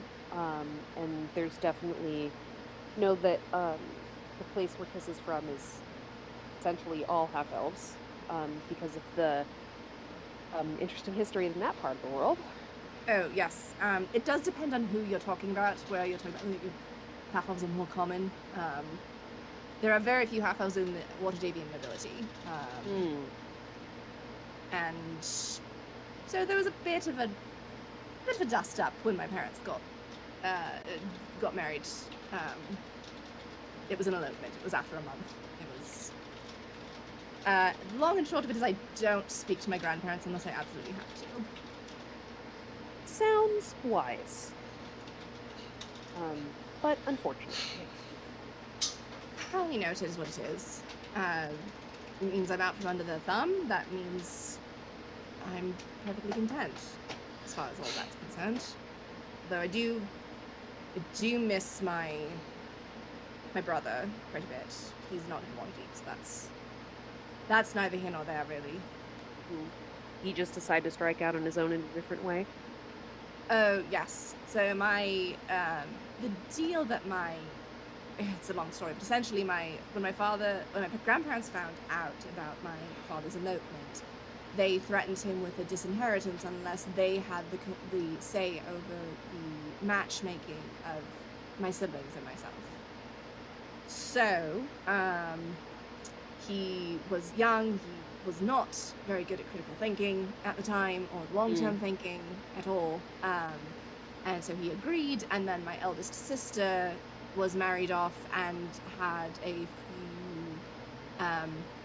complications, and sort of was the preview of what I could see in my life, and so I decided, well, my brother actually was the first one, my youngest, oldest brother. He left home about a year before I did.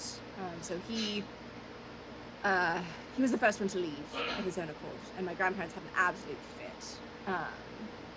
But him leaving sort of left an opening for me that, if they couldn't effectively stop him, then what's to prevent me from doing the same?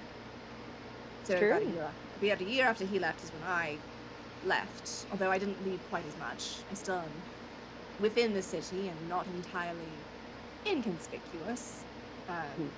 He struck out entirely. He's a traveling musician, found a caravan and just went along with them. Wow. You definitely seem more in your element here than you would have been staying in your previous situation, so good for you.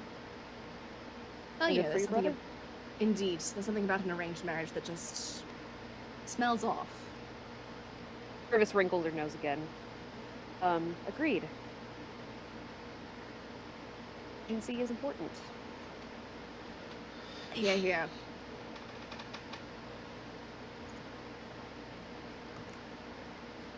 Though you are very inconspicuous when you choose to be. There were a few moments last night where I wasn't sure where you were. I do love having the option. It's very fun to be inconspicuous on your own terms.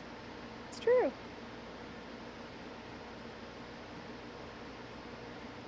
Right. Let's see if we can run into anyone else, and then if we don't see anyone in need of immediate assistance, maybe we should catch up with Grim and Eliana.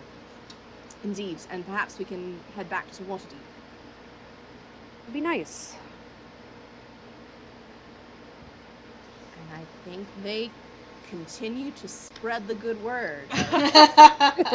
Dragon is dead. Dragon parts for grabs. Yep.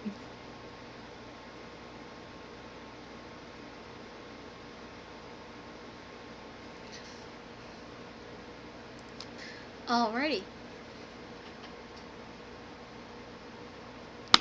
Let's pick up with our nest hunters. You guys were heading to the mill? Yeah. Grim would send Bosun invisibly ahead to have a look, not using his senses, just sending him ahead to have a look. Okay.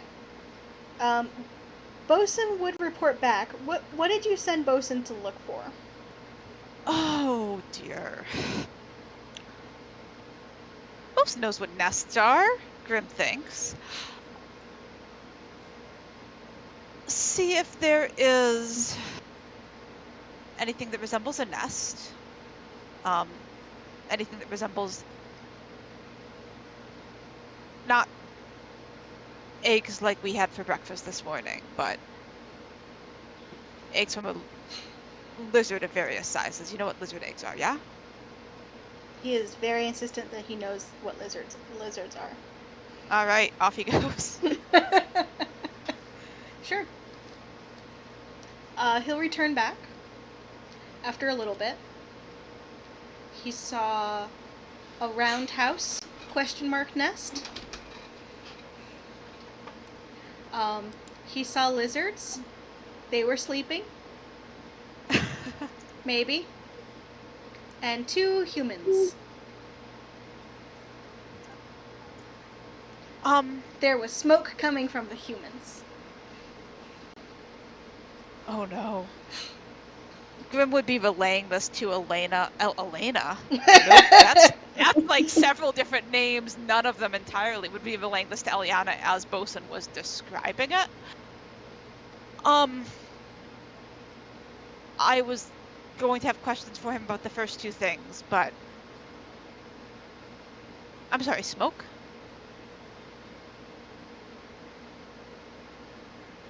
He says there's smoke coming from one of the humans. Is he sure? Are you sure, Bosun? He is 100% sure.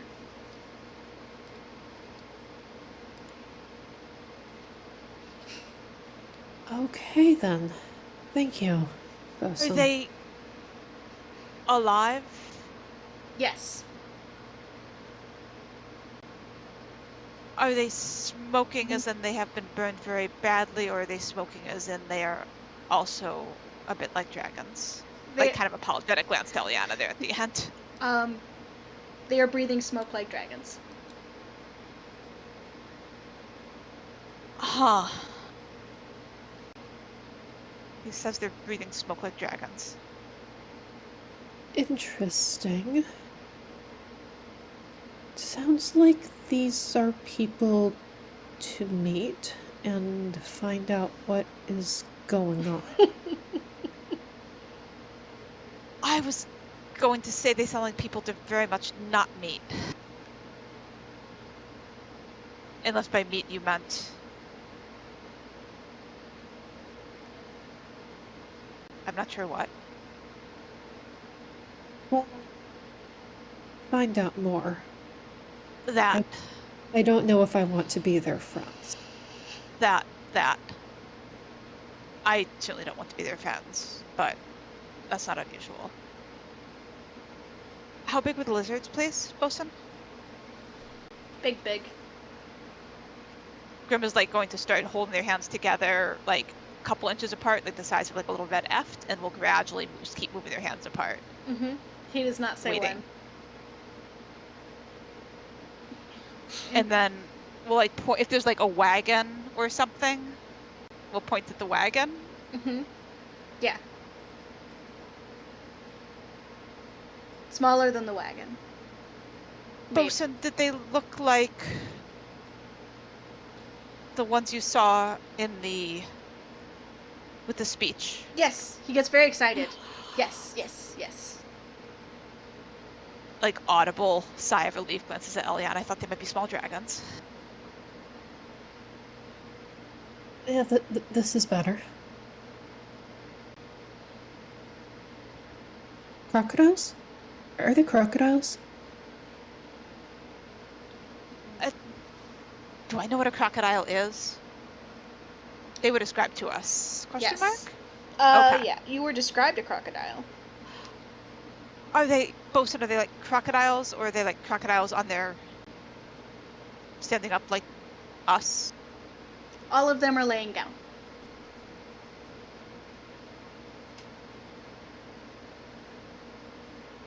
Starts to look relieved and then sort of sharp. Grim is beginning to rethink some of their assumptions about Bosun as messenger.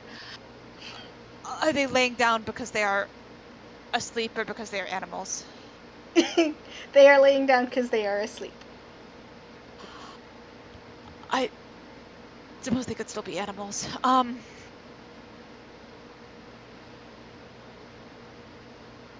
think Grim will glance at Eliana. Like, expression is a little bit bad idea, and we'll just sort of tilt their head in the direction of the mill. Shall we have a look? Eliana nods. Grim will reach out and tap her on the shoulder, and we'll double check. Oh, that's right. We'll reach out almost to tap her on the shoulder, stop, arrest their hand mid-air.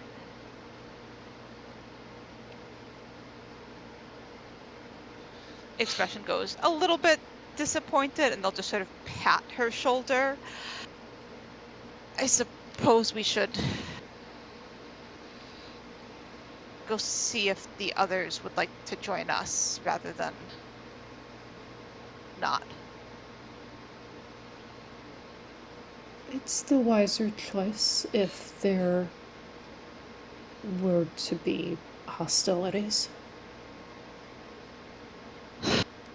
All right. Is going to turn and look back up the road. Mm-hmm. And with You can roll like a perception check, yeah. Yeah.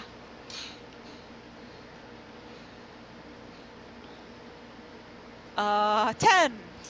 I mean, Corinne is not running up and down the road because that's way too undignified for her. But she is definitely like town crying the fact that there are in fact dragons that need to there's a dragon at the winery that needs to be scavenged. So she's not inconspicuous or difficult to find.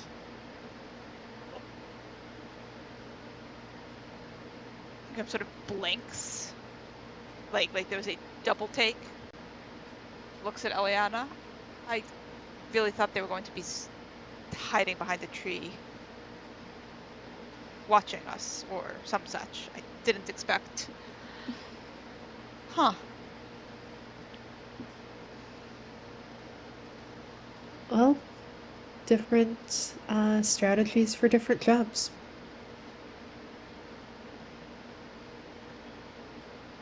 Grim nods.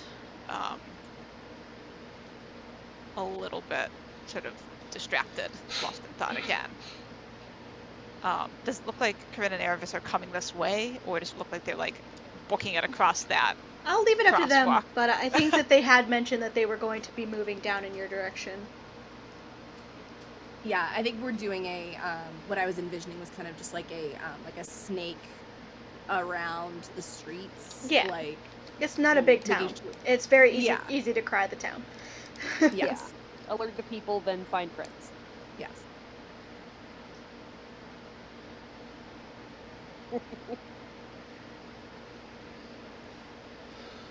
I think Grim's inclination then is to just sort of stand where they are and wait.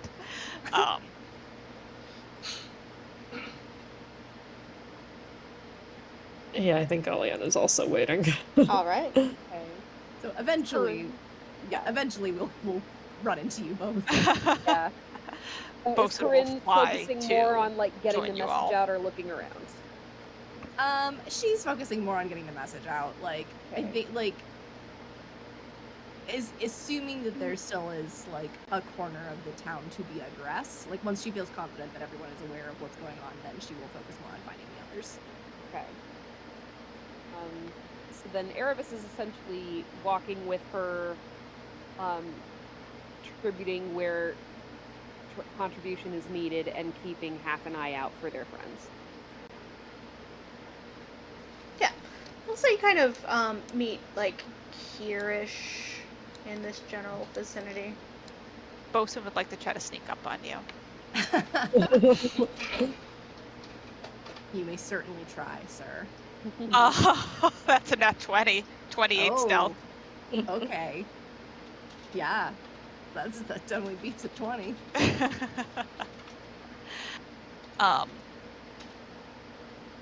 He's invisible. That wasn't even with advantage, but it was nat 20. So yeah, he's just sort of flies in circles and is just sort of flying along behind Corinne. Delightful. Maybe making very, very soft little chainsaw noises, also trying to cry the town, but very, very quietly. Oh, buddy. So I think then, eventually sighting the two of you, we will close in. Oh, good. So I think everyone's aware of the fact that there's a dragon to be scavenged at this point. We found the individuals who were missing, at least that we knew about. Looks at Erebus for confirmation. Erebus gives her a thumbs up. Yes, two of the families were sheltering with each other, and it seems like the sister-in-law was just fine. Well done. Thank you. Good.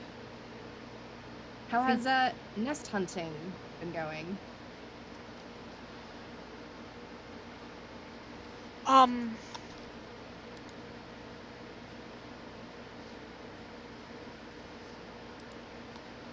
There seems to be one. Oh. Well, shall we set it on fire, or is it not that kind of nest?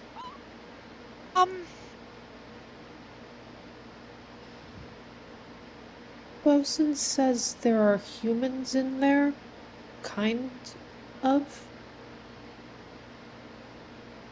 They appear to be breathing fire. No, they appear to be breathing smoke. I assume the fire. It does seem like a safe assumption. Are they actually breathing smoke, or are they breathing smoke through the use of pipes? Groot's face goes absolutely blank.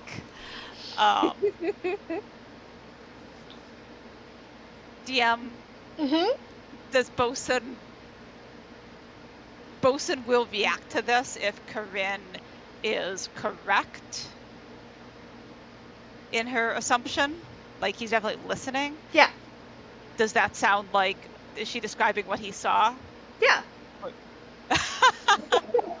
From just behind Corinne's left ear is a very happy woo noise. Incredible. Hello, Bosun. So humans smoking pipes. That seems fairly normal. That's so much better. Yes. I was worried for a minute there. You could probably check on them just in case. Indeed. Would you like us to take a look a bit closer? Grim is still blanked out. Afraid of death. Very good. I'm going to go take a look. And Corinne will sneak up to where she is directed, based on either Bosun or someone else giving her a direction.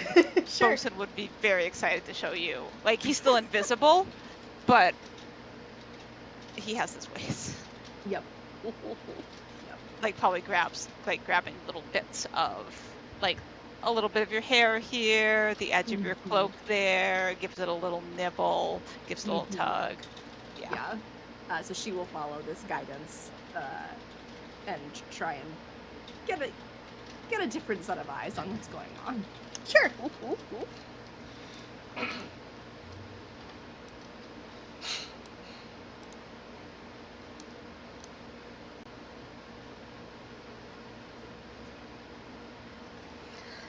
As you approach the mill, there's like a narrow footbridge. It's a very small bridge. It's probably like one person comfortably across at a time. Like, it's small.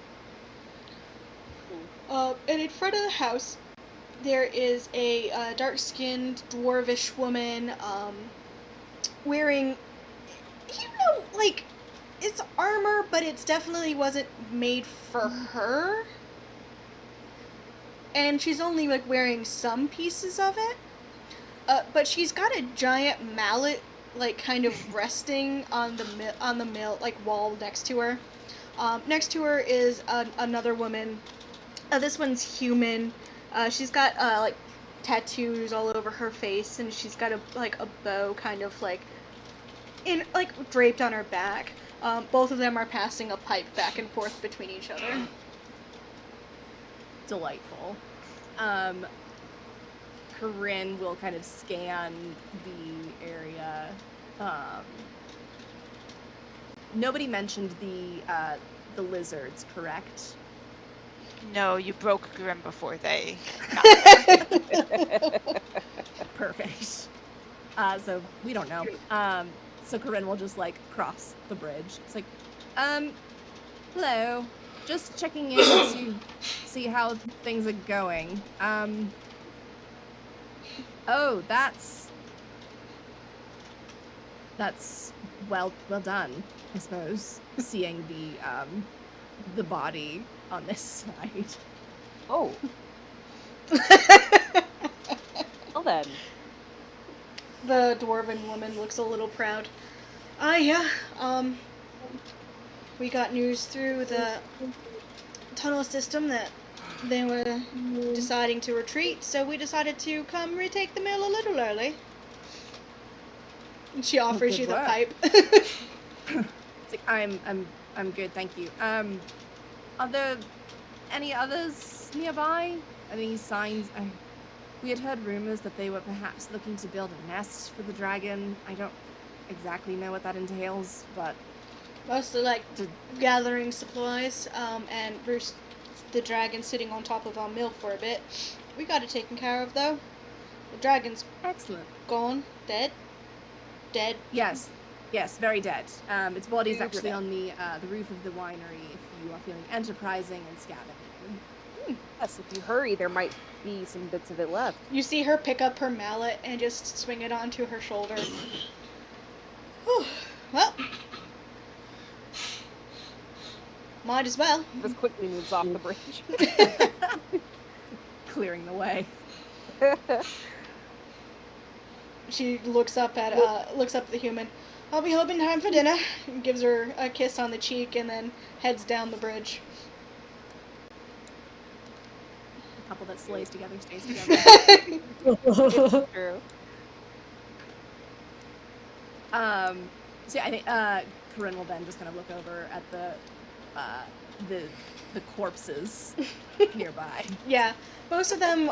It looks like they probably pinged several of them with arrows to kind of weaken them and make them scramble. And then the dwarven woman went in and cleaned up with her giant ass mallet. It does not look efficient at all. It does look like they did do the thing. You know, if effective is really what we're going for here. Yeah. Yes, effective, but maybe Does not not need to be efficient. elegant. Elegant is, yes, not the right word. Yes. Well, all right. Good enough. Well done. Of going into town expecting to provide assistance and then seeing that most people have taken care of things themselves.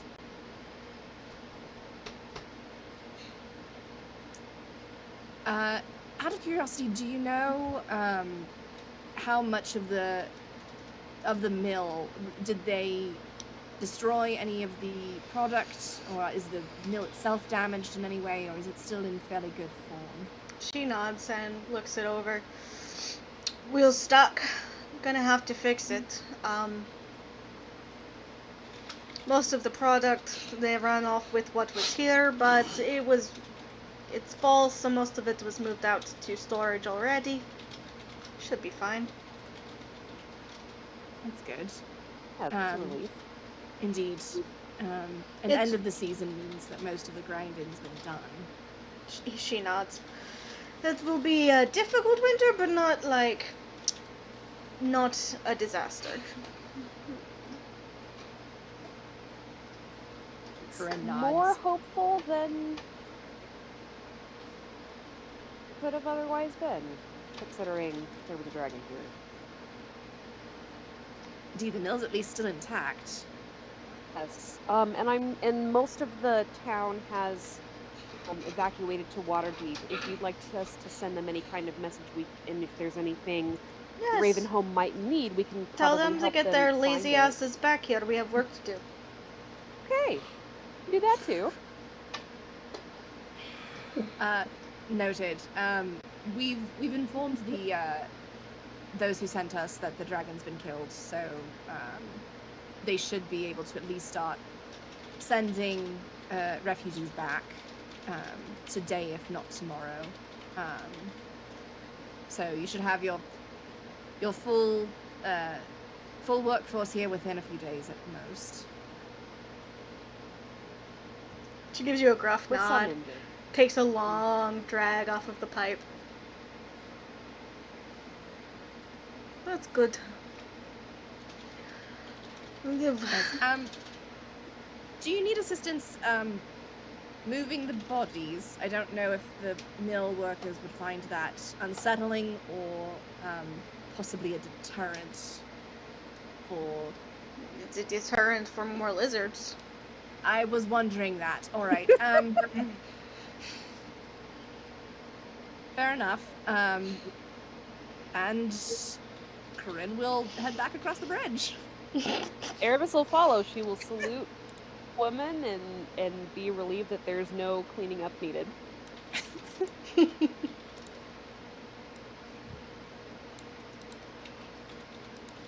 Amazing. So coming back to the rest of the group. So good news. Grim has left. Oh no. Grim would have taken probably a good minute or two, and they would have just sort of shaken their head to clear it and started walking off. Oh, kiddo. Oh, What no. was cool there? Where did Grim go? They just went for a little walk. All right.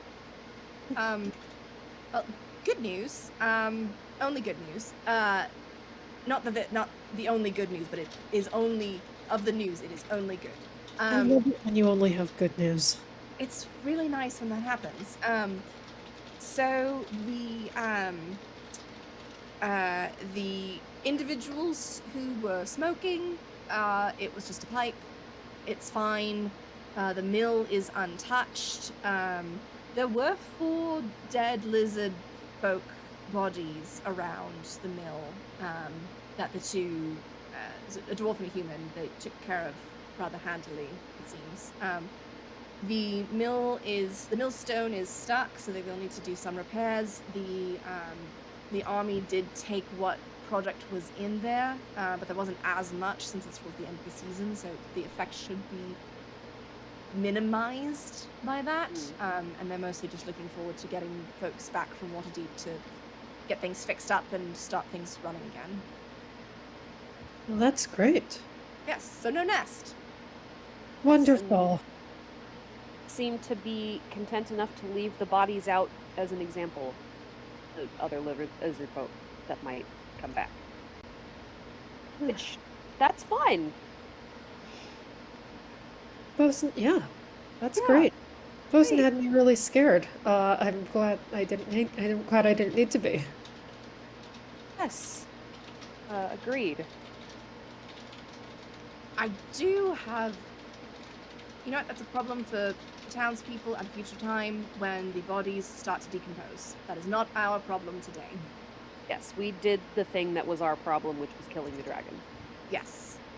Yeah, we've done what we needed to do. And I think Corinne will start walking back to the fort at that point. The same. Grim, did you head back to the fort, or did you go somewhere else? I think Grim started walking just north. Would have turned away from anywhere they saw people, which I think steers them probably gradually away from the fort. Yep, it would lead you more towards the woods. Yeah. On seeing the woods, would course correct and turn back in. And I think start looking for... Sure, Grim. Start looking for something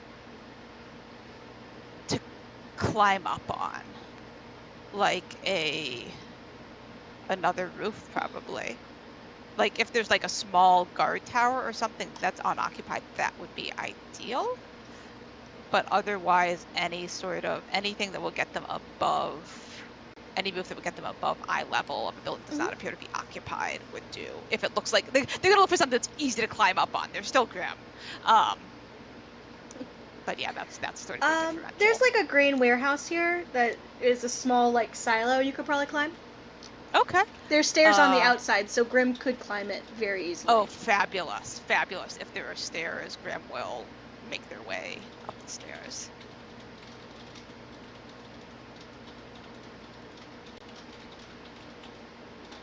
Easy and enough. I think just sits on top of it for a few minutes. Bosun has Bosun with them.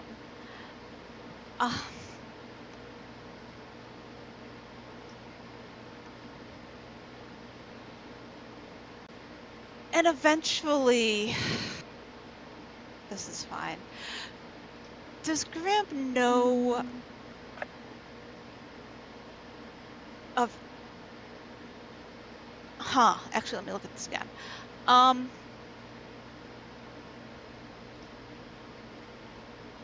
Oh, dear.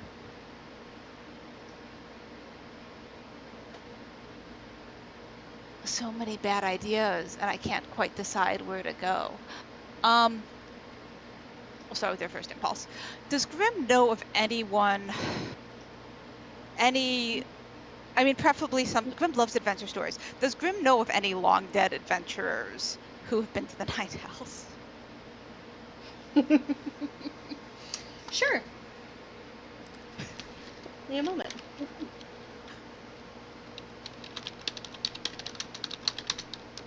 Let me find a character name for you. I'm so mad Grim doesn't know Tap. Someday. Someday.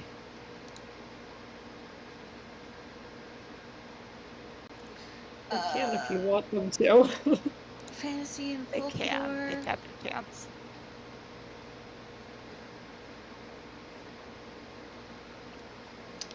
I don't like those names. Give me a moment. Sure.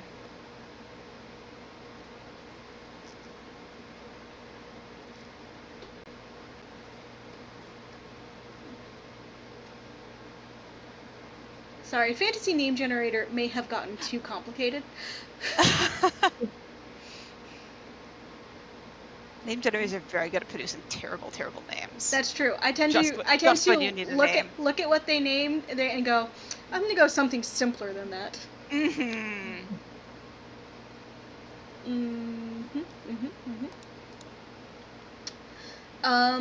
Yeah, Elishore. Elishore, that's a good name. Yeah, half-elf adventurer, paladin of Lathander, who journeyed into the Nine Hells and eventually wrote about the Nine Hells. He wrote the book on the Nine Hells, basically. Like, he is the paladin who wrote the book about what is the Nine Hells.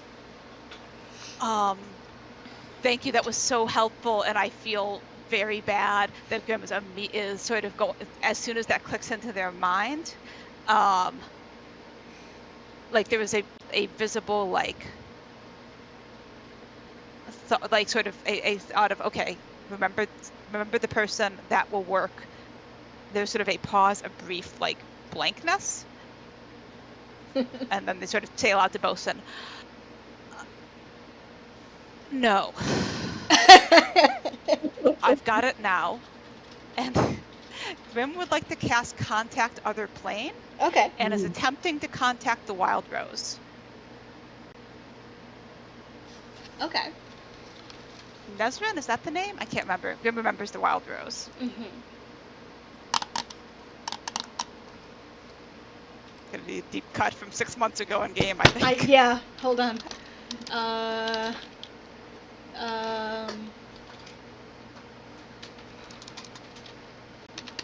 Honestly, sometimes I go to you guys' notes because they're better. No, that's what they're for. Congratulations, sometimes your notes are better than my notes. Alright, the 12.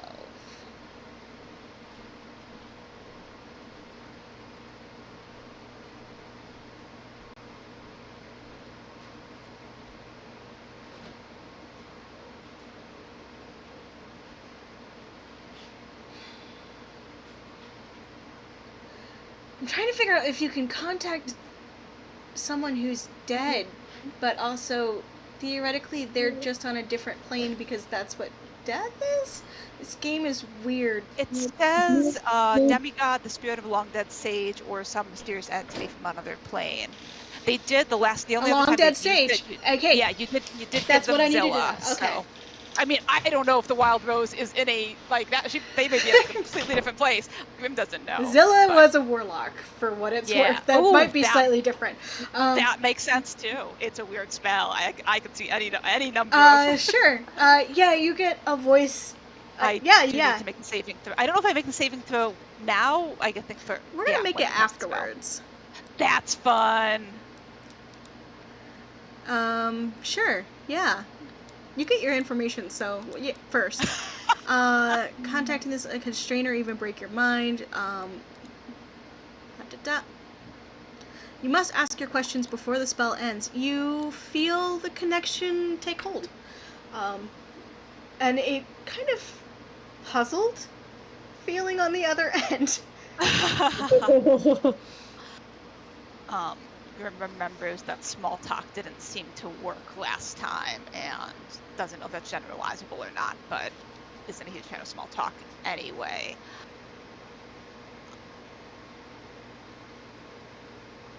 If you're who I am hoping you are, you have redeemed souls from... Is it Asmodeus or Asmodeus in this game? I go as Asmodeus, but I also understand what you mean.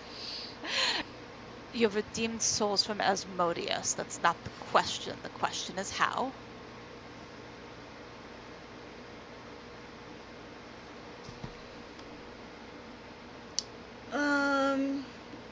Just because Grim would know this, yeah, it's one word answers.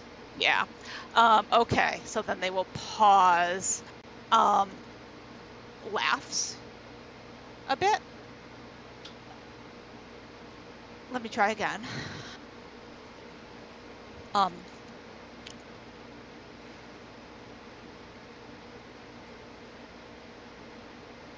What you did, could it be done for another? Yes.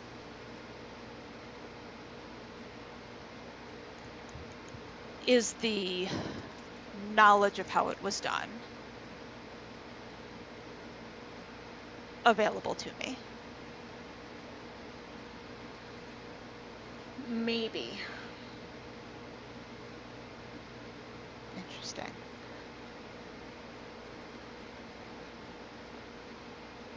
Where can it be found?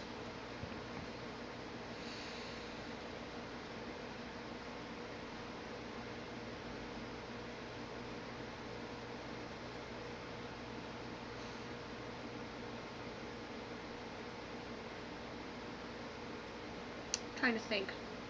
Sure. Vistani. Is that a word that is meaningful to Grim? Yeah, I'm not even gonna make you roll for that. Grim loves adventure stories. Vistani are, okay. They're nomads, but they're not nomads in the sense that they wander the Faerun. They're nomads in the sense that they wander the plains. They are planeswalkers. Oh.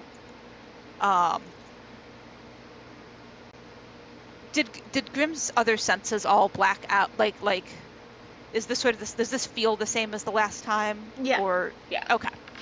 So that's 1, 2, 3. And you know from your history research that Nesrin did travel with the Vistani for an extended period of time. That's right. In fact, in her childhood, she was rescued by the Vistani. So. Okay. Then they nod. And there's sort of a long pause while they're thinking.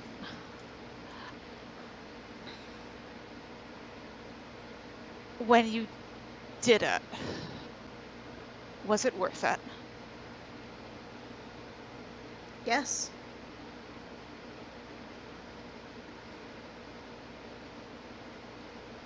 That's only 4 questions? But I think Grim just says, thank you, and ends the spell without asking the 5th question. Okay. Please roll me your intelligence saving throw. Alrighty. Nat 20. Oh, Total you're of, I think, fine. 21, but let me Yeah. double check. Nat 20 is an auto success anyway, even if you had somehow a negative 5 Delightful. modifier. Yeah. Um, Cool. I'm gonna take a picture of that 'cause it's very satisfying. You're fine. Yeah. You feel that kind of uneasy feeling for a second, but no, brush it off. And Grim just leans back against the. Assuming there's a low wall of the silo. Yeah, it's like a very steep roof, and you can definitely like lean against it. Yeah, they lean back against the silo and just let out a long breath, and close their eyes, and they're just gonna sit there for a while, probably 10-15 minutes. Okay. Before slowly making their way down and back to the keep, unless otherwise interrupted in the meantime. Sounds good. Everyone else, you return to the keep.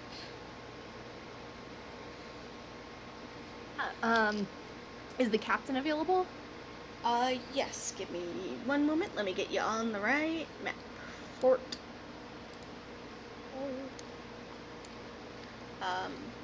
And you come out, the captain and Say are kind of sitting at a table. Penny is sitting next to Say, like she is a very important part of this conversation. No. But they have, basically, they have a bunch of maps spread out in front of them and are kind of discussing maps and things like that. Ah, yes. So I think Corinne will head over to where they are. So we've alerted the townspeople. There are a decent number of very enterprising individuals who are scavenging what is left of the dragon. The mill is in good condition. There are several lizard folk bodies outside of it.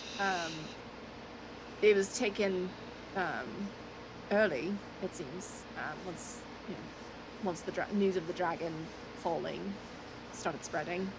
Yes. The mill. Huh? When we went to go get the refugees from the basement, several had disappeared.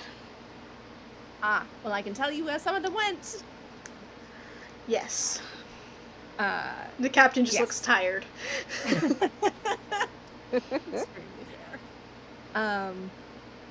So that's been taken care of. The mill is a bit damaged, the millstone itself, so that may need some work. And they did take what was left in the mill in terms of the grain. But amongst the townsfolk, we found folks who were noted as missing. We've alerted those in Waterdeep who are overseeing the refugees that the dragon has been killed. It is safe for them to return, so you probably will start to see people returning potentially as early as tonight. But I think all is well at this point. The captain nods. Could have been a lot worse. I think that this dragon was... I think that if it had been another day, we would be in much worse position. You're lucky that you were able to come as quickly as you did. Indeed. We're fortunate that you're so close.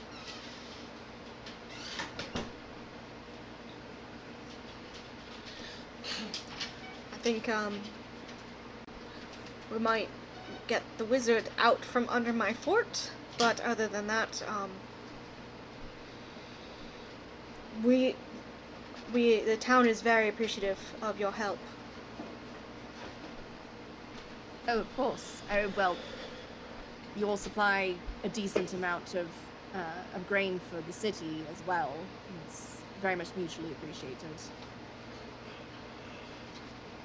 She nods. It's supposed to be a quiet retirement.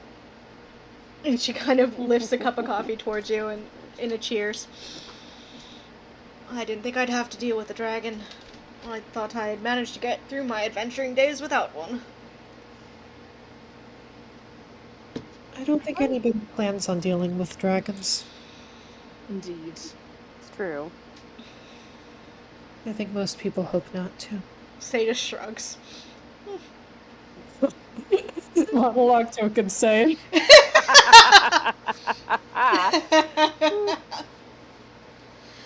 Well, I mean, I didn't set out to deal with the dragon, but basically half my career was devoted to bringing down that one dragon, so I can't really say that I didn't set out to kill a dragon. I don't know.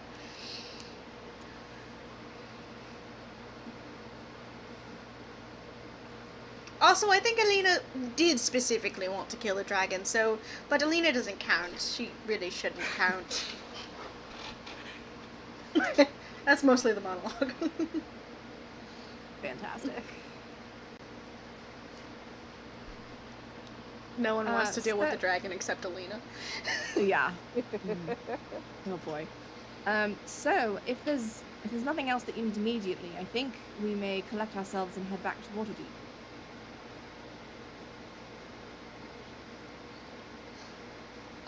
Say we'll look up and kind of count you all, and then hold up a finger to Corinne. We collect ourselves. Yes. She nods. There's a conspicuous missing.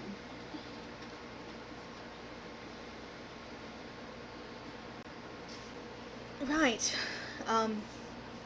I'm eager to head back.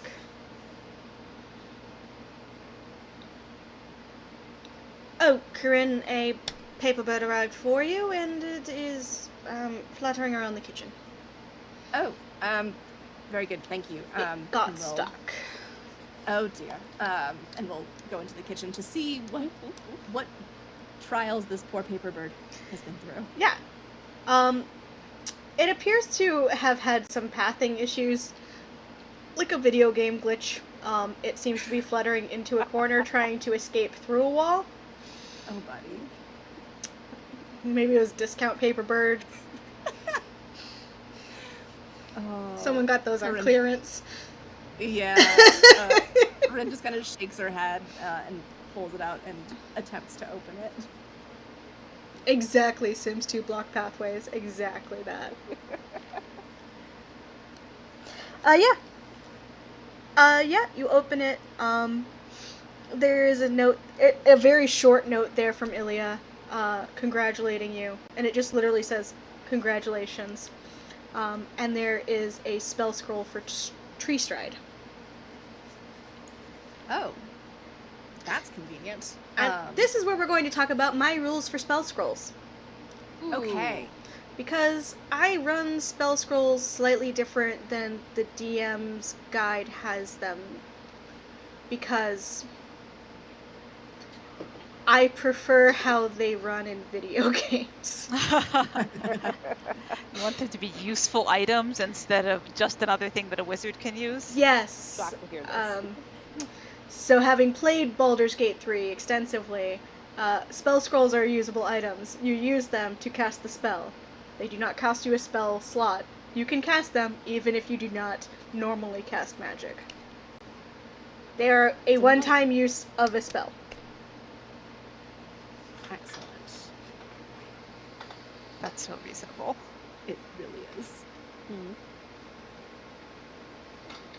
I was So handling it can by not giving out spell scrolls and instead giving out spell items that are one-time use, but honestly, it's a scroll, it's paper, it's a one-time use, and that's how it works. Fair enough. So Corinne will fold up the scroll, stick it in her satchel, return to the kitchen. So whenever we're ready, I have a scroll to transport us back to a conspicuous tree of our choice. Oh. But obviously we'll need Grim. Of course. All right. That is highly convenient. Yeah, saves us the travel. So I'll definitely be glad not to walk all the way back. Let's find Grim then. Say, do you need more time to wrap up any business regarding Penny? No. Penny's business is in the Court of Miracles taking shelter. And Fantastic. I love that. your passive insight is fairly high. There's like an evil, like cold glint in her eyes at that statement.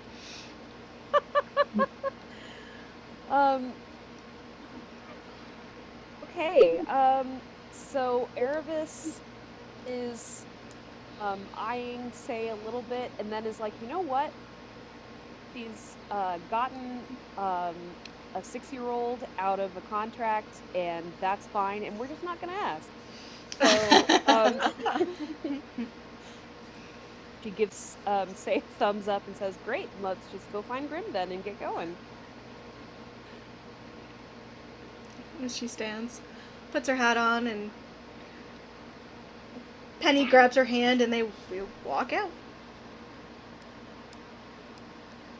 Corinne will go to the ladder that leads up to the parapets to get a higher view on potential locations.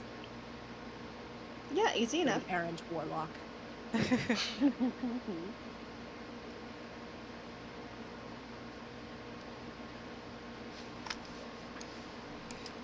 Perception? Okie dokie.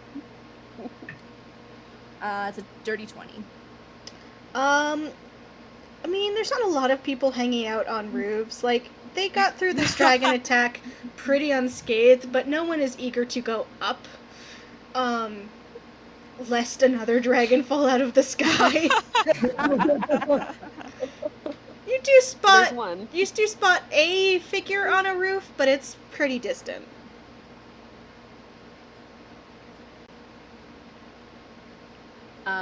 So Corinne, I think, will lean over the side of the parapet into the courtyard and say,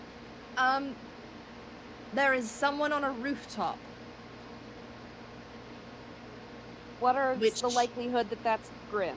It's really unclear. They don't like heights. But they were on rooftops twice last night. Maybe they're becoming inured to heights then. Or maybe they were just looking for privacy. You know what? We can figure out what their motives were when we find them. Providing that they are in fact the person on that rooftop. Is this rooftop within 120 feet? No. Excellent. This rooftop is across town. Okay, that's fine. Yes, it's actually rather close to where it's not too far away from where we saw the mill. Okay, I think that increases the likelihood that it's Grim. I don't know how I lost. I guess I zoned out. It's been a long morning. Yes. Previous night. Yeah. Corinne will scurry down the parapets to come back to the ground. Should we go check? Sure. Yeah. Let's go do that. All right. And head in the direction of the mysterious figure on a roof.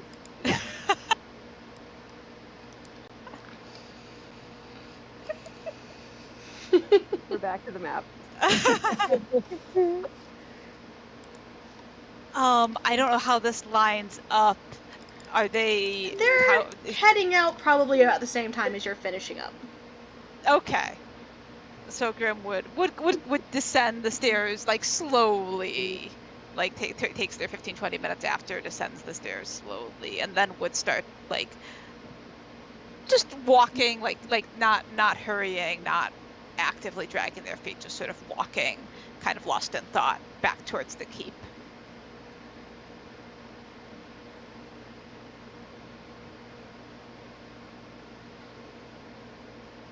Which route are they taking? That's fun. I'm gonna metagame here and pull a DM and say they are taking the exact same route that you are taking. The quantum warlock.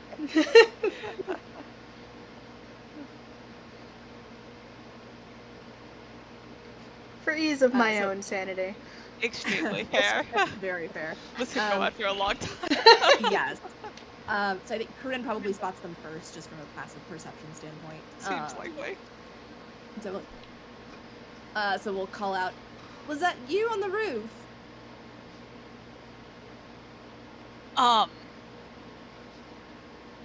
And I think Grim just like was like visibly deep in thought, so like passive even lower than usual, just about jumps out of their skin. Like startle reflex, spins to face, takes a step back, catches up.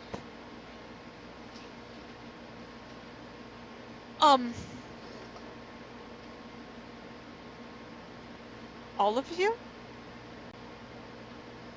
All of us what? Are here? Yes. Yes. Why wouldn't we be? Why would you be? You alright? I was a bit distracted.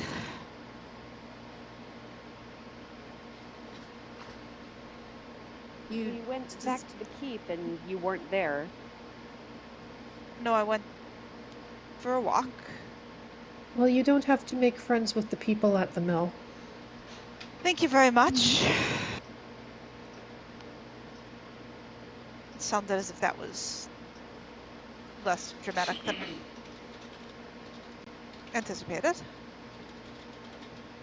The Corinne went, and it was 2 guards who defeated some lizards and left them there as a warning, and were happily smoking pipes.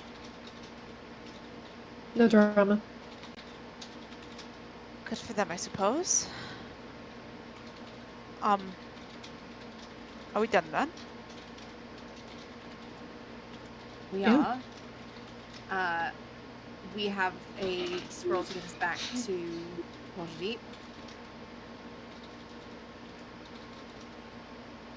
If you're ready.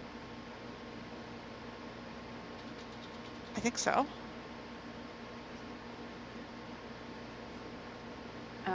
Corinne nods. Did Say and small child whose name I don't remember join us? Penny? Spencer? Yes. Penny, yes, thank you. Say assumed that you guys were probably just gonna head straight out when you found Grim, and just was Yes. following. Correct assumption. So Corinne will pull out the scroll and then we'll pass it over to Eliana because she sure doesn't want to cast the magic. Yeah. Eliana will locate a suitable tree and read out the spell scroll. Yeah. Easy enough. You're very familiar with arcane scrolls, and this is a pretty rare one. It's kind of a significant magical item, but easy enough. You find yourself. Where are you landing? Because you get to choose both sides. That's fun. Oh, interesting. I don't think there are any significant trees within the city limits.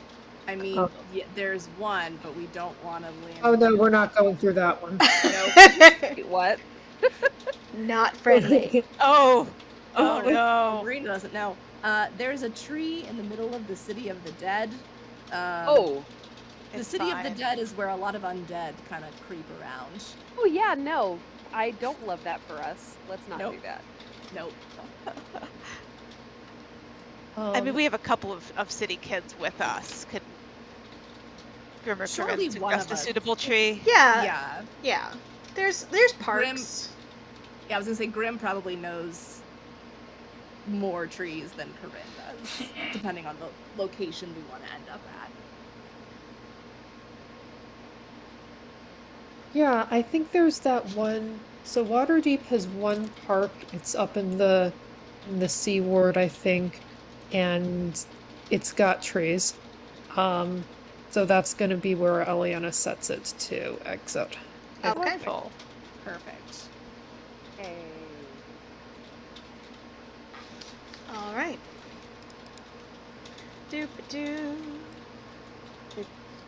Sword coat. Sorry, I forgot where I put my brain. Boy, that's a mood. It's the one with it's the one that says "Map of Waterdeep" in really big letters. Yeah. Heroes Garden. Oh yeah, look at those Oh. One trees. part of the city. Yes. Yeah. It's still mid morning on a cold day, and as you arrive in Waterdeep, it is a cold and starting to drizzle day. Mm. So this is a very empty park. Even the Eliana kids, will exit the tree, look around, not see a lot of people, be relieved by that. even the kids who usually work this park are not working this park. It's not a good day for it. Fantastic. Surreptitious tree exiting. Initiate. Yeah. Corinne pulls her hood up and just gathers it a little bit closer around her. Eliana does the same. Orvis will also pull her hood up. Why did I go further north? Why didn't I go further south? It's, you picked a tree that you knew, and we are here faster than we would have been on foot. No, I mean when I left. I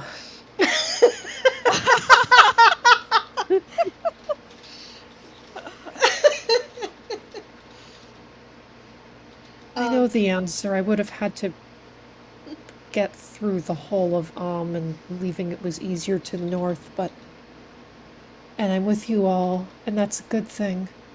But sometimes I wonder.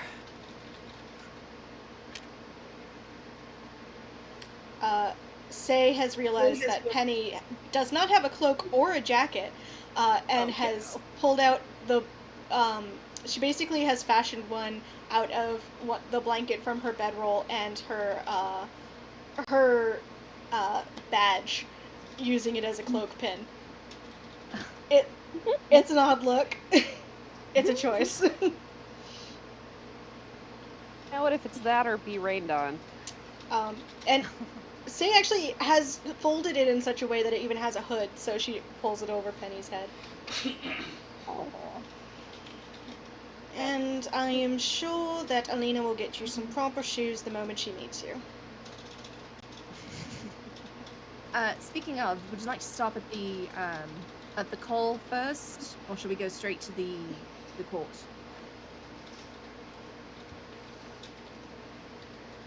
Oh, that is up to you. I could go either way on it.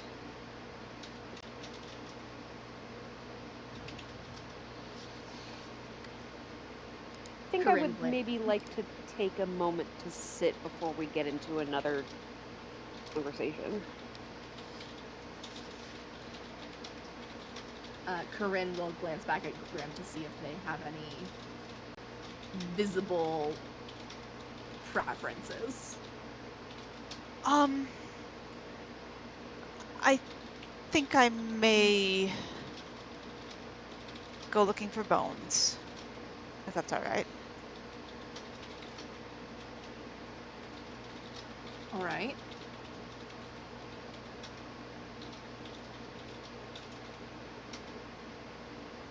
Should we meet you back at the court or at the Cole? And they are sort of still that sort of they're sort of like visibly deep in thought again. They sort of shake their head, sort of smile a little bit. I'll find you. All right. And we'll sort of give the group in general a small wave, and stroll off. Not strolling, really, sort of walking with purpose for Graham, sort of generally southeastern. Okay. Where are you looking for bones, I guess, would be the question. They're going for the... They're gunning for the Regis Tower. Fair enough. And if she's not there, then they will try some other stuff. But that's where they're going first. It's a good first bet. Especially at this time of morning. It being only mid-morning.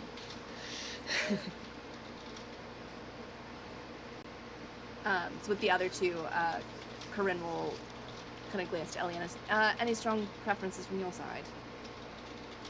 I think go to the Court of Miracles, report, and then once that's done with, relax a bit. All right. But finish off the mission. All right. Aravis, we're happy. I'm also inclined to go to the court. Welcome to join us, of course. But if you prefer to take your feet up at the call, we can drop you off there before we head back. I'll go with you. There's a lot of sense in just finishing before sitting down. All right, and then we can be there in person when Alina meets her new charge. I do think this is something I'm going to enjoy. And so the rest of us, I think, head to the... Yeah, you guys see Say. Say is fairly... On the... Oh, go ahead. On the way there, Eliana will get herself up front with Corinne. And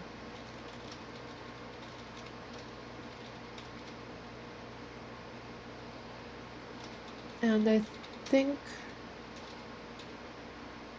it's gonna take her a little while she formulates the words she's got on her mind.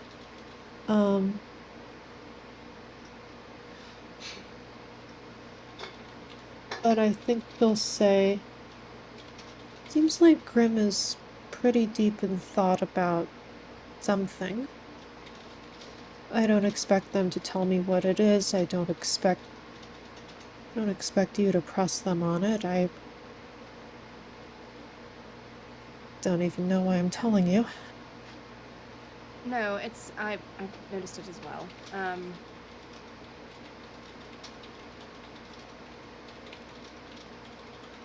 They do sometimes follow threads of things, but I can't remember. This is the first I've seen them this focused, I think, that I can remember at least. So, if it's something important and I learn anything about it, I'm happy to share it with you if it's something that's Yeah. has bigger significance. Only if it's something that they want to be known. Of course.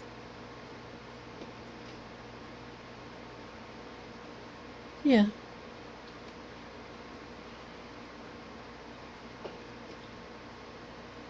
They think about a lot all at once. You do.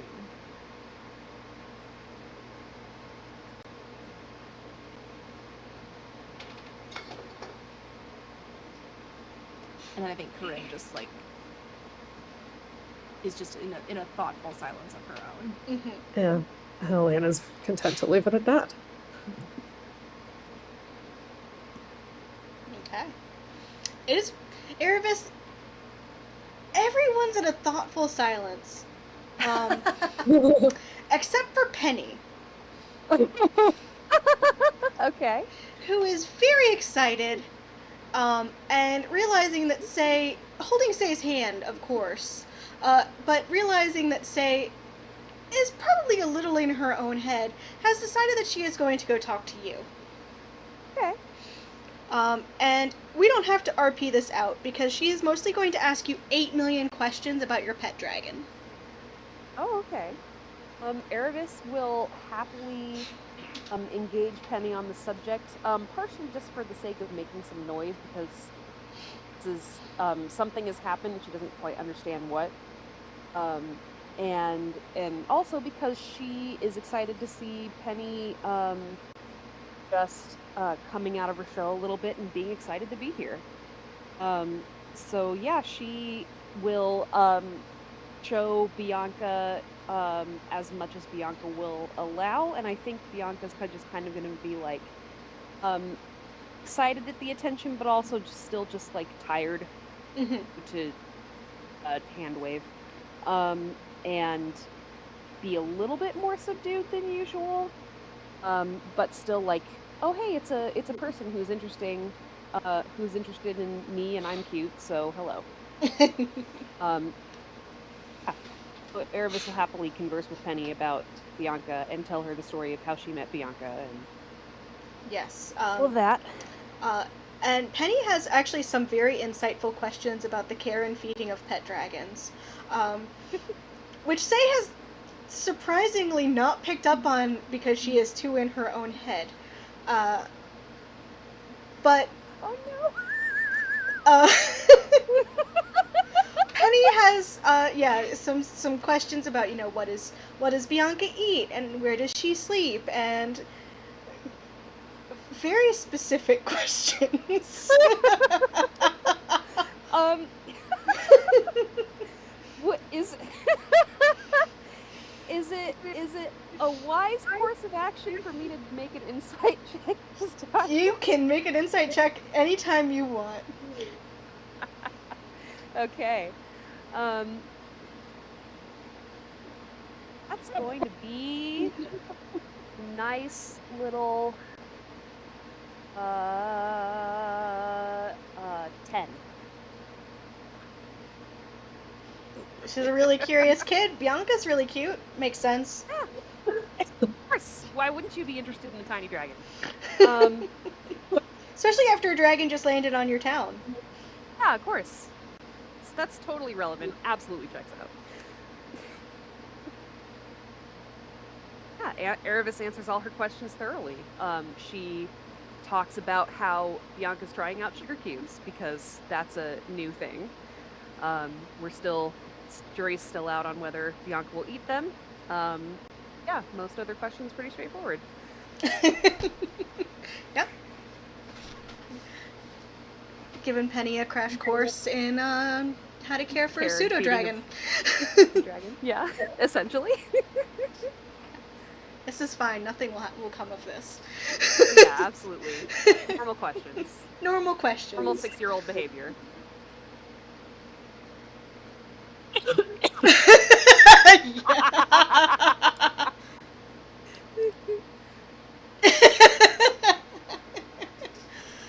Incredible. This is my favorite. I'm so excited.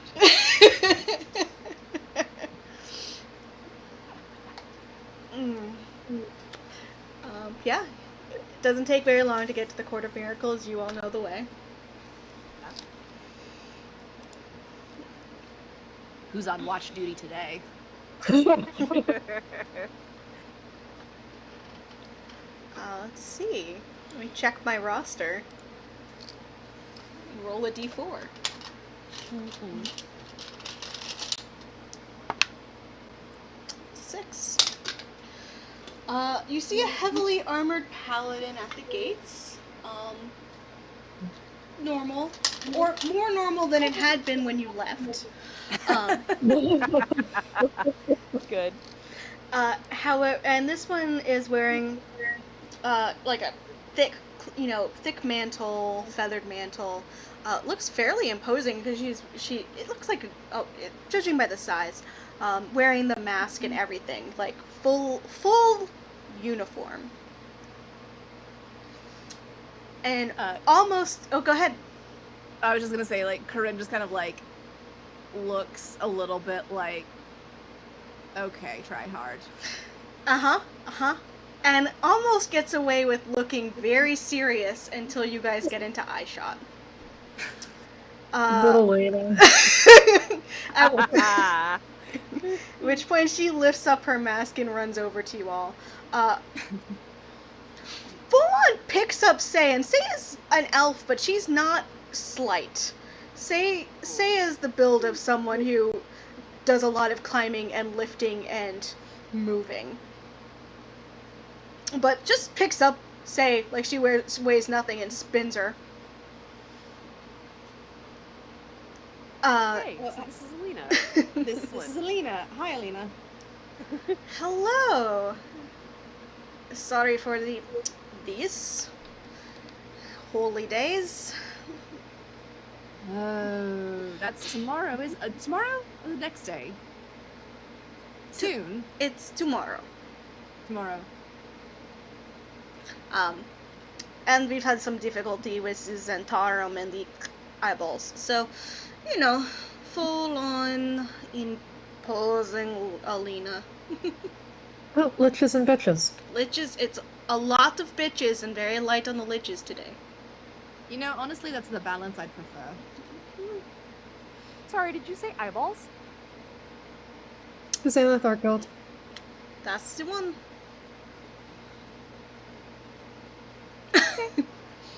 Oh, Sure. it's. Are you familiar with the? If I say the word xanathob, does that ring any sort of recognition? Would it for Erebus? It does not for me. Roll me a charisma check, because this is just going to be a general streetwise. Okay. And I'm not giving you proficiency in streetwise because you're a ranger. Okay. Sounds fine.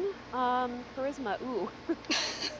That is the one thing that Erebus does not have a bonus in, but it's fine because she rolled a 15. 15? You're aware that there is a pair of thieves guilds in the city. And you're aware that there are two of them, and from context clues you have picked up that these are the two gangs. Okay. Yes, I'm familiar. All right. How familiar exactly? Lately? Right. So,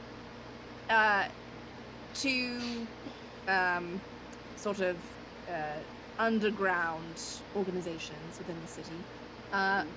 One of them is run by just kind of standard, nefarious adventurers. The other one is run by a literal beholder. Oh.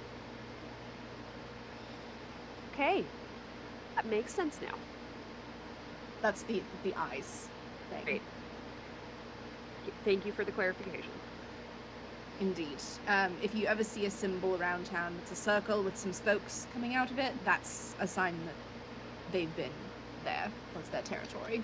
I would strongly recommend just going the other direction on that one. They're all insane. Say says with a little bit more knowledge in her voice than you would expect. But she's a lawmaker. Maybe that's why. I mean, Erebus already knows from their conversation earlier today that Say has seen some shit. Yeah. So, this tracks. Hold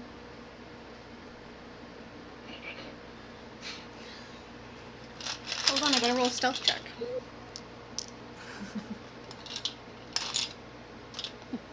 Definitely was in the middle of swallowing a mouthful of Gatorade and choked on it, so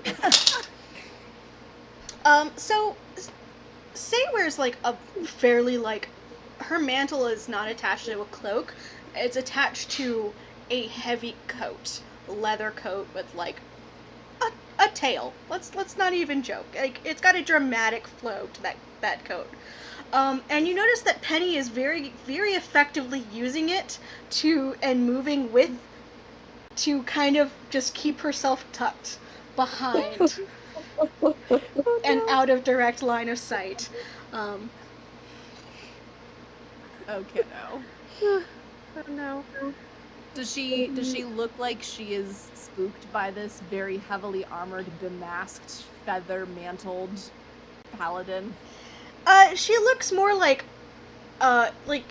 she knows you all and is very fine with you all, but she also knows that the people who have her contract are one here, And two, that's, and that might be spooking her a little bit, on top of the very clearly from context clues she has picked up that this is Alina. So, I mean, Alina is not, had straight up picked up Say. So, if Alina can pick up Say, then it's not like it's not a physical fear; it's an emotional fear. I'll give that to you. You guys have insights through the roof. Okay. Yikes. Okay. That is exactly her fear. Yes, that Alina might have veto power. Oh, yeah. Well, very good to see you. We did bring a friend with us. Say nods. Yes, Penny, why are you hiding behind me? It's fine. Just, Penny, this is Alina. I was telling you about her. Alina, this is Penny. And Alina breaks out into a big grin and actually moves fairly slowly. Like, Alina's not fast, but, you know, she's exuberant. And you see her kind of kneel down and get towards Penny's level. Well, hello. You know, I have something just for you. And you see her reach into a pocket on her cloak. And pulls out, let me just roll a trinket table. A small stuffed bird.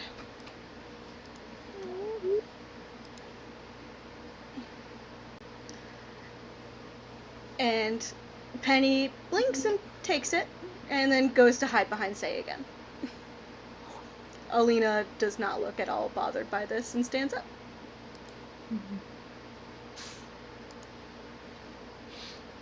Eliana, you know that Alina often does basically the Waterdeep equivalent of being a paramedic. So you know that she's pretty familiar on operating with scared children. Yeah. So. And you see her kind of adjust her buoyancy a little bit. Alright, I suppose you are here to see my mother. We are. Yes. We have killed a dragon.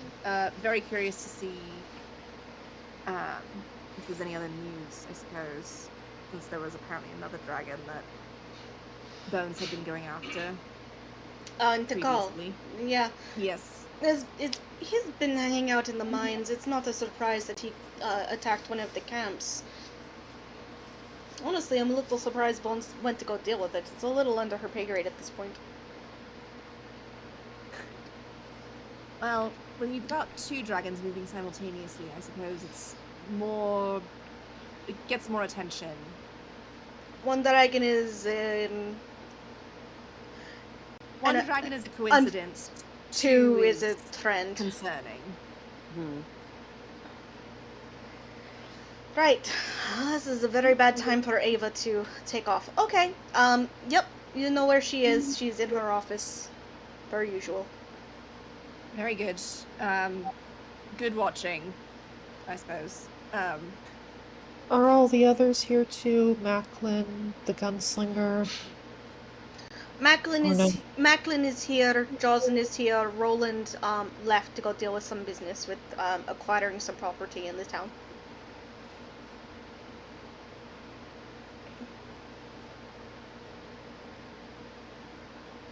Alright. So Corinne will nod thanks and will then head off to Ilia's office. Yeah. Following. Also joining. Say travels with you. Penny has just decided to tuck herself into Say's jacket and that's where she exists now. Oh.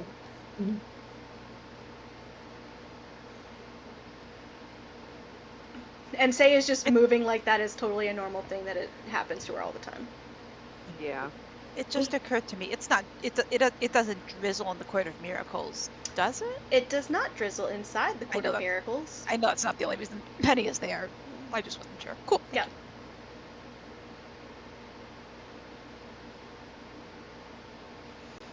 Yeah, no, it doesn't drizzle inside because it's. I mean, it rains, but it's pre-planned and scheduled.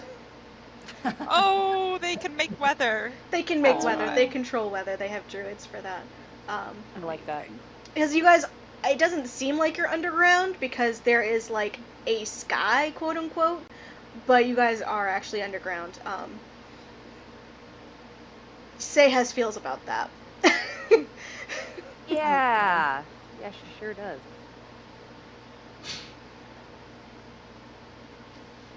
Alright. You head to the large temple, up the stairs. Probably, I don't think anyone would stop, so. No. Not unless something happens.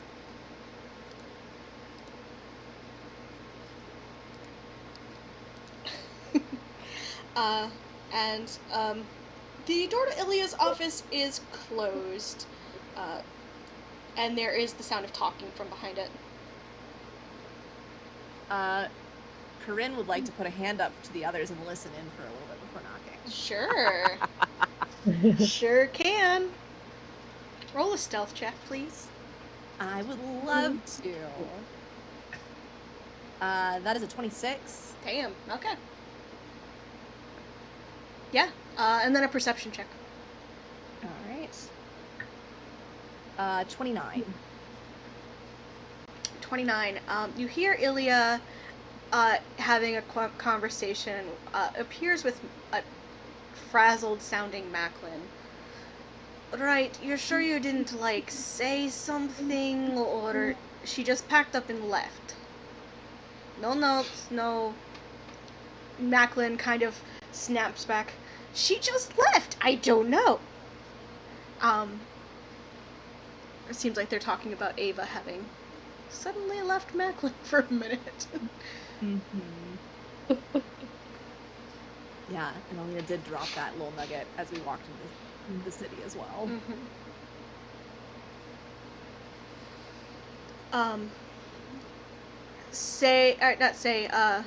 Ilya, sorry, a lot of NPCs happening. Ilya kind of, Phil, I mean, I doubt it's personal, given other reports and given her nature.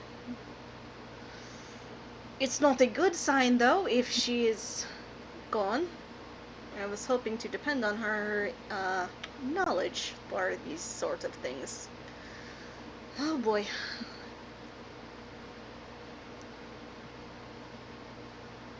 And you hear kind of Macklin making flustered noises. To be fair. I think that's the point where Corinne will knock sharply and loudly on the door. Enter. Opens the door. Hello. Hello. Brought you some good news. We made it back through the trees. Great. I wanted you here sooner rather than later. Is everything all right? Nothing is wrong. Macklin kind of crosses his arms and sits back in his chair. He may disagree with that assessment. Yeah, I was gonna, Corinne will kind of look at this. You know, when you say it like that, it doesn't exactly build confidence that things are not wrong. Nothing is actively on fire at the moment. Right.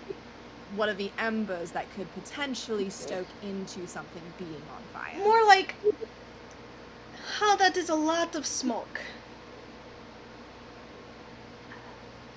So that's an improvement. And she just kind of looks at you all. and kind of looks over Say, and Penny's trying to do a very good job of hiding, but not good enough to hide from Ilya. Yeah. Right, you have a small one in our debriefing. Oh, yes. Say probably should introduce Penny. Penny blinks and Say nods. Yes, this is Penny. Penny is my ward.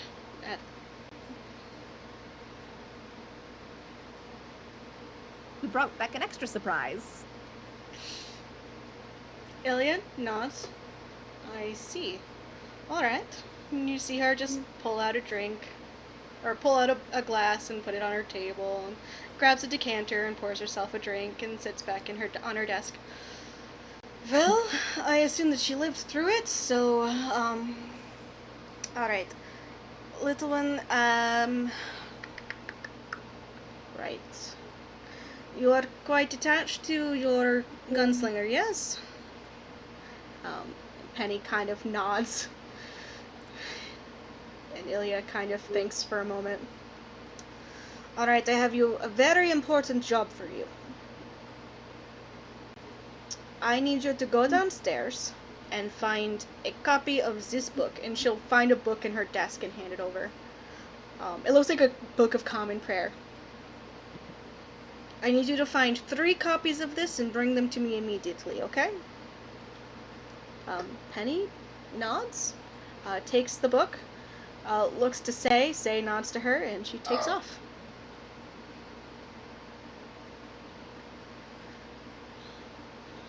Ilya takes a sip of amber-looking liquid and leans back in her chair. Alright. And close the door behind you, thank you, and Say closes the door.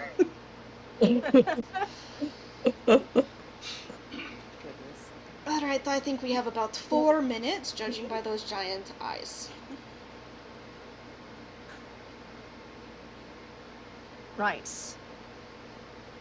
What's going on? Most of the metallic dragons that we are aware of are not where we know that they were. Oh no. I'm sorry, what? So we are aware of several metallic dragons in or around Waterdeep. They are not where they usually are. Currently there is a steel dragon, a gold dragon, I think a silver, that are not where, no signs of distress or anything. Does not look like they were stolen in the middle of the night, and I would be very surprised if someone could steal dragon in the middle of the night. It seems more like that there is dragon bullshit happening on both And no sides. sign of where they've gone. Huh? And no sign of where they've gone. No, not yet.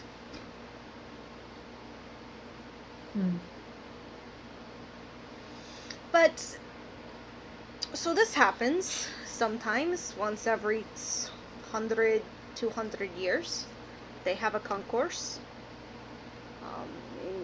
where the metallic dragons all get together and make a lot of decisions as how they might handle things on a global scale, as dragons often view themselves as ruling the world. And we can assume that the events that are happening lately might be linked. Or at least the various dragons of Waterdeep feel that they are linked. If they can make these decisions quickly, then that would be nice. So the items in question that you're speaking of, the events related to each other, that would be the opening of the first lock sealing Tiamat, the attack of the green dragon on Ravenholm, and the attack of the, was it a red dragon? A different chromatic dragon. Red, yeah. and to call. Yes. There was also a... Let me think. She starts looking through her notes. White dragon, far, far north.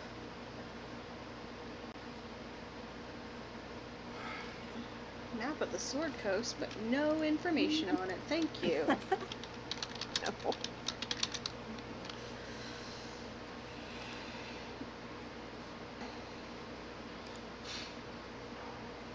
Yes, I definitely want an unlabeled map. That is very useful. That is why you look at so maps, helpful. correct? Everyone wants unlabeled maps.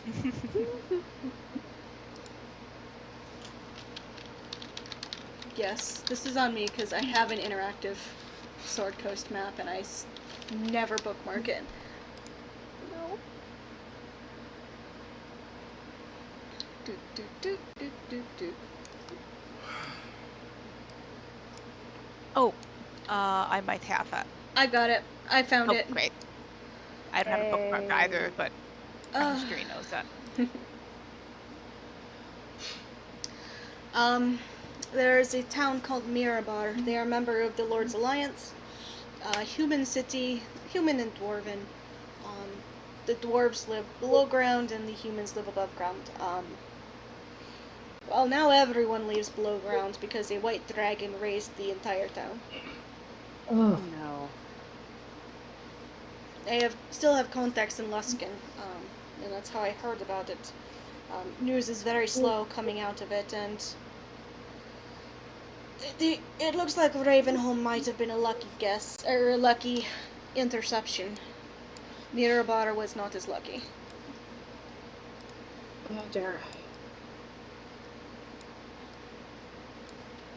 Does that dragon need to be addressed? Not by you all. This is not a judgment on you all. The Lord's Alliance has put together a team to go north to investigate. Frankly, I'm a bit relieved, actually. I'd rather not immediately depart for another. Dragon hunt? Yes. Yes. It's reassuring that with so many things going on, we're not the only ones who are capable of dealing with it. Yes. There are not many teams as talented as you all, but a couple. Travis kind of half smiles at that. So does Eliana.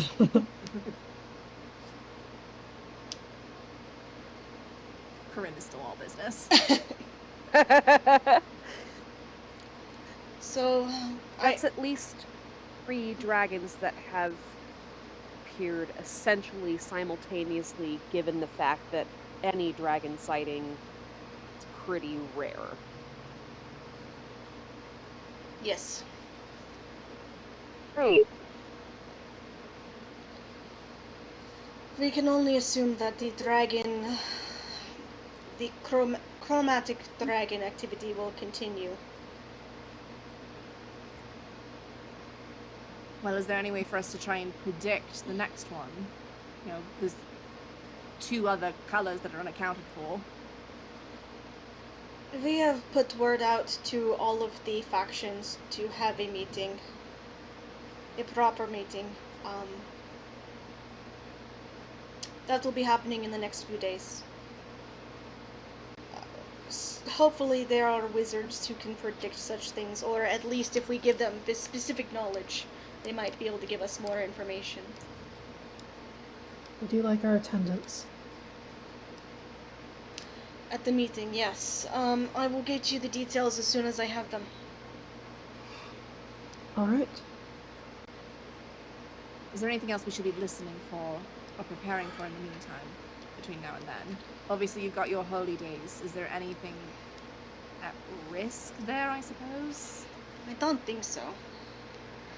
The Raven Queen is popular, but not enough that I think we would be a target. I think, honestly, the Thander or someone like that might be a more direct hit to anything. Maybe Saluna. Other than that, I have very little for you. Perhaps a cult of Shard in Baliard is on the rumors, but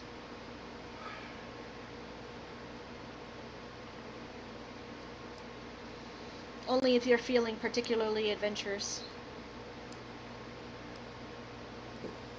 I think, for me at least, I think I'd rather stay close to home, at least until his next meeting. Appreciated. I Let think the paladins deal with the cult of Shar. Indeed. Yes, we'll be at the ready if something else happens, but stand by, I suppose. Yeah, there are some things I'd like to get done in the city before running off to the next thing.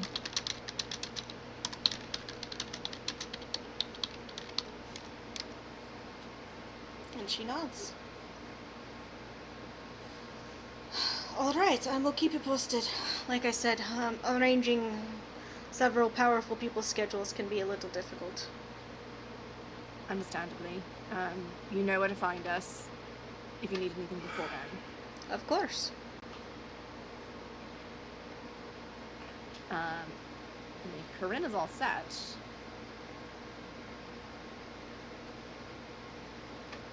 Yeah, Lenny is ready to leave Elia and Macklin be. Okay. Yeah, and Erebus is all set too, although she's mentally reconfiguring her plans, considering she's probably going to be staying in Waterdeep quite some time, considering dragons. Mm-hmm. Yeah, considering dragons. Considering dragons. Alright. As you all head out, you see Penny rush up the stairs and head into the office and set several books on Ilya's desk. And Ilya kind of gives her a grin. Good job. You are very helpful.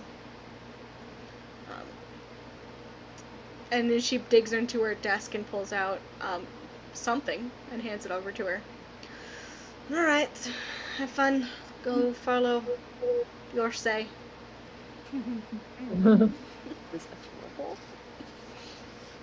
As you see her emerge from her Ilya's office with cheeks full of something. Incredible.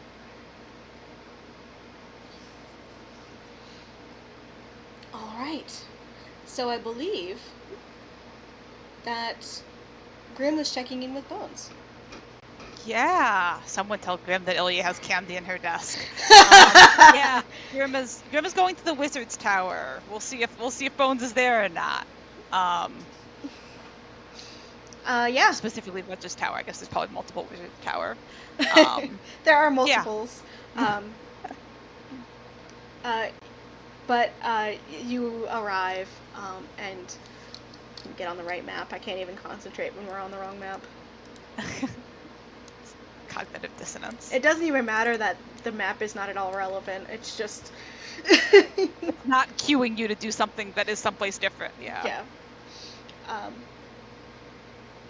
Yeah. The place is actually fairly empty. It seems like most of the interns are not there.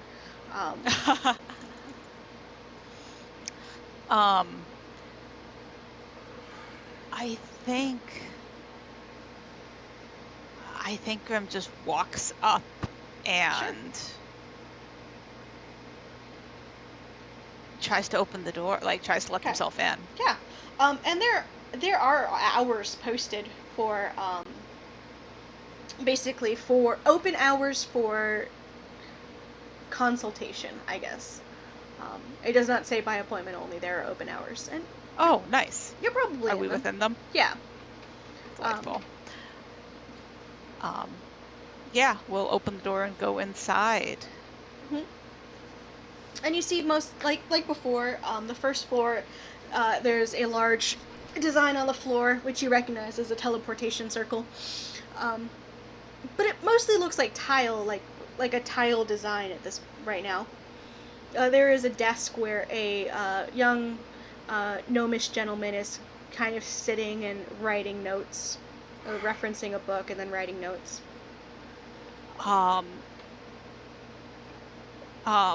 Yeah, Grim will walk up, stop, like, just beyond the arms, like, the desk.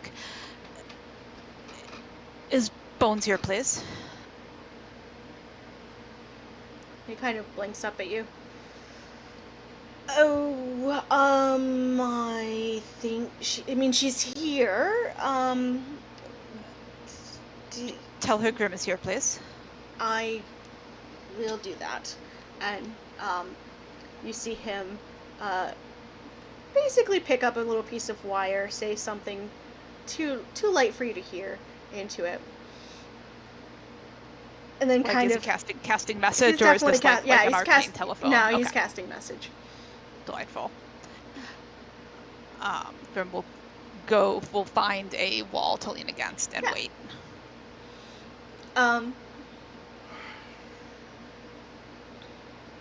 The Bones that wanders down the stairs.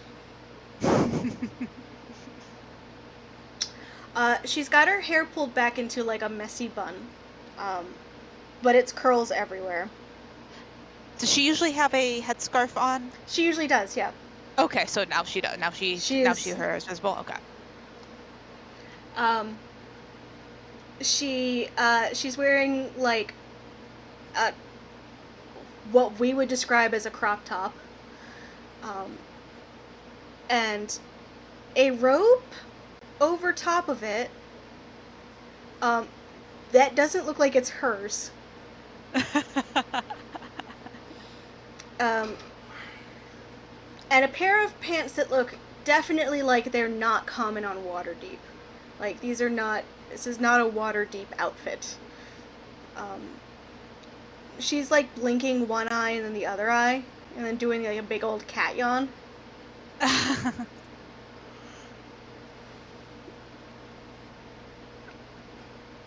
Grim will just wave. just like lift one hand, small wave, still leaning against the wall. She'll give you a wave back. Hey, okay, sorry, just woke up.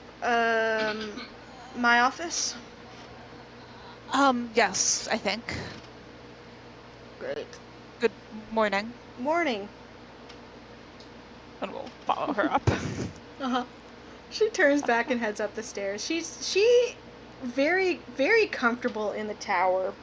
She is not at all bothered by the fact that she more or less wandered downstairs wearing Reg's robe and her pajamas. Like, she lives here. What time of day is it? It's like at this point. It's mid. 10, It's always mid morning when we arrive. 10 or 11. So like it's okay. She's sleeping late. Okay. Yeah.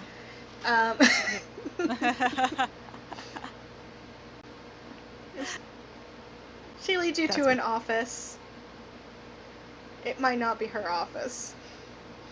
That's pretty funny because Grim was going to sort of once out of earshot of the gnome. Mm-hmm. I don't know if I should offer you more coffee or very much not that. I think more coffee would not be the correct answer, though the temptation is very strong. Oh, then I'm glad I didn't ask. Good. You shouldn't offer, so that means I can't say yes to it.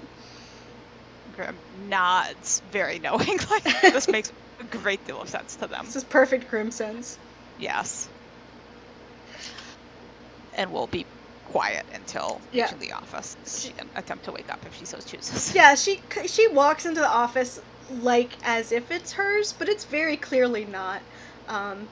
You see a couple of like on the desk. There's a couple of like stones that have a faint glow to them. There's a couple of pens that have been taken apart and are in the process of being put back together. There are a couple of books on the desk that seem to be mostly about divination and evocation magic. She has definitely just commandeered Reg's office. And she closes the door behind you. And just sprawls across the office chair. She is comfortable.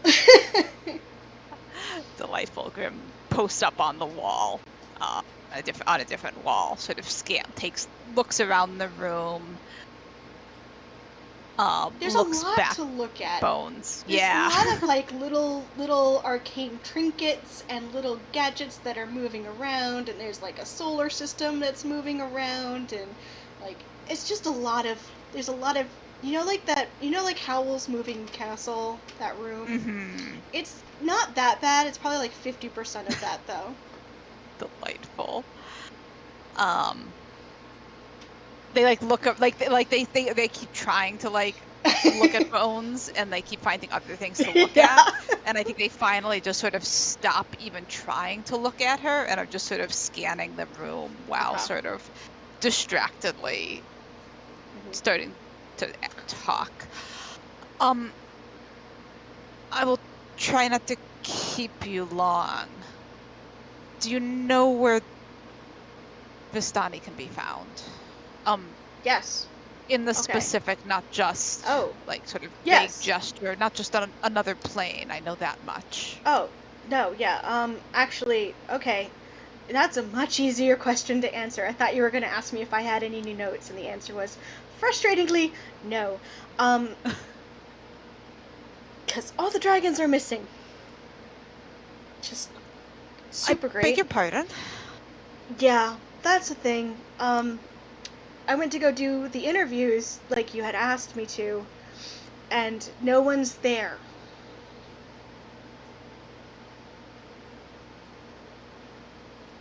Huh. Yeah.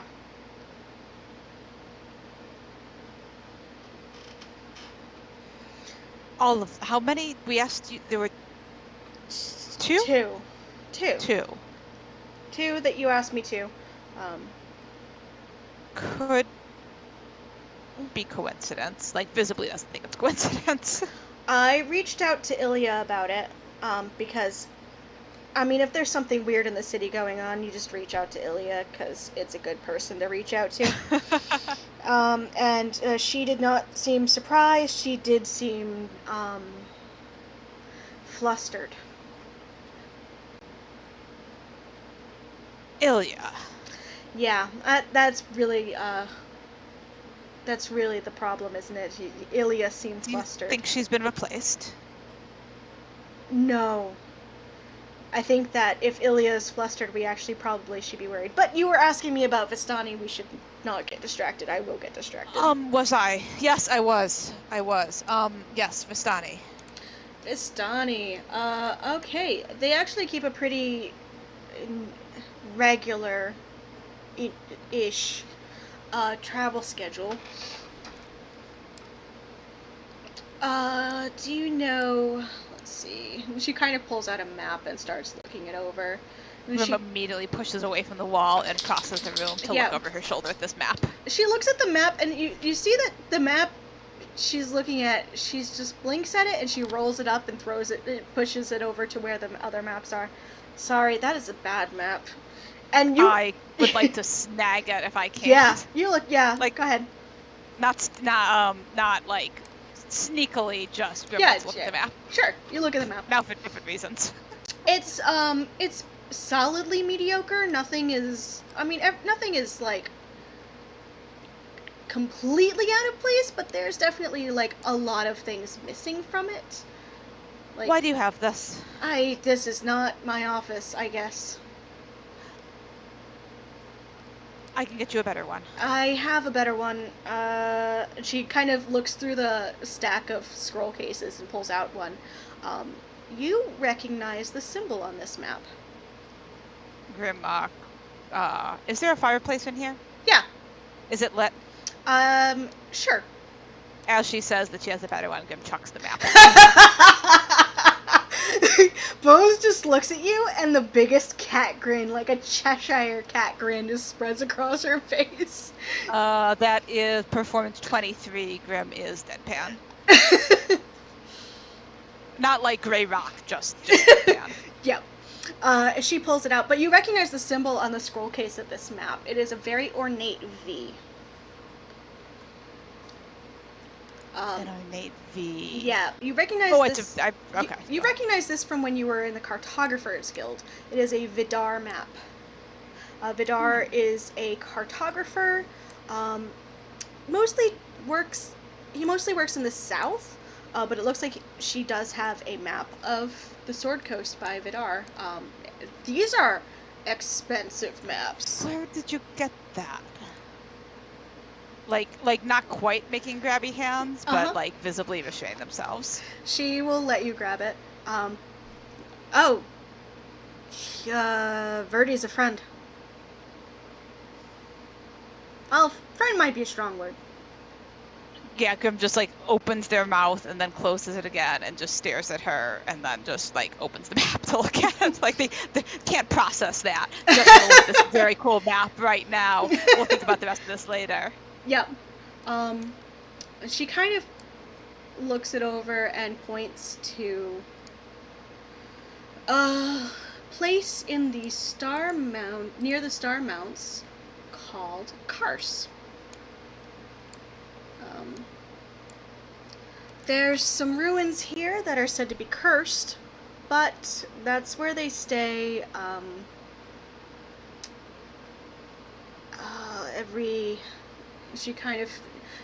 she's like tilting her back and like actually doing math on her fingers. It's Uktar now, right? Uktar, the Grim would know this faster than Hannah does, but oh come on, Docs. 20 something. Let's see. It's the 29th. Uktar the 29th, thank you. Uktar the 20, yes, for a few more days. Right.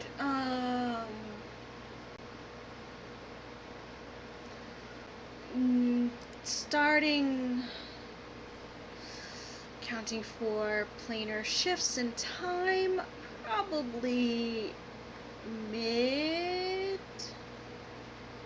near midwinter solstice. They'll be there. Grim nods, looks down at the map.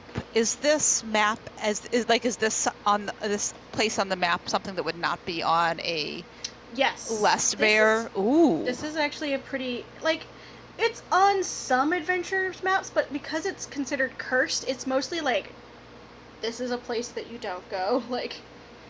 So, and also it tends to move around, not a lot, but like a little bit, depending on the quality of map you have.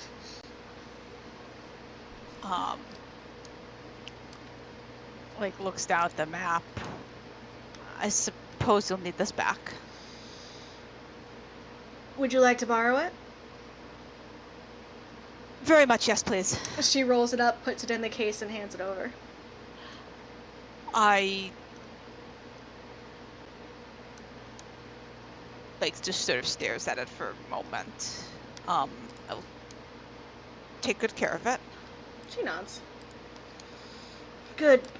I mean, I get a discount because, we traveled together, but... We are going to have to talk more about that later. He's very grumpy and quiet. Actually, you would get along with him well. You would sit against the wall in mutual silence. And make very good maps. They're just staring at the map. They're not putting under half exactly. They're sort of staring at it in the case. Yeah. It's it's like a nice case too. Some money went into this case. Yeah, this probably is worth more than anything that Grim owns. Maybe including the call. Not including the call, but definitely if you had to put collateral up for this map, the call might be one of the things. I think there was something else I was going to ask you, but I think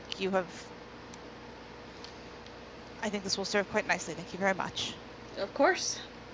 I'm sorry I couldn't give you the research that you asked me to do. No, I think this is better. Good. Maybe also worse, but better. Maybe also but worse, but better. I'll take it. And I think Grim just sort of like continues, like sort of slightly dazed, looking at the map, like small wave, and will start to see themselves out as if they don't remember the last time in this tower tried to see themselves out. She'll walk with you. Delightful. The robe sweeping the floor behind her as she walks.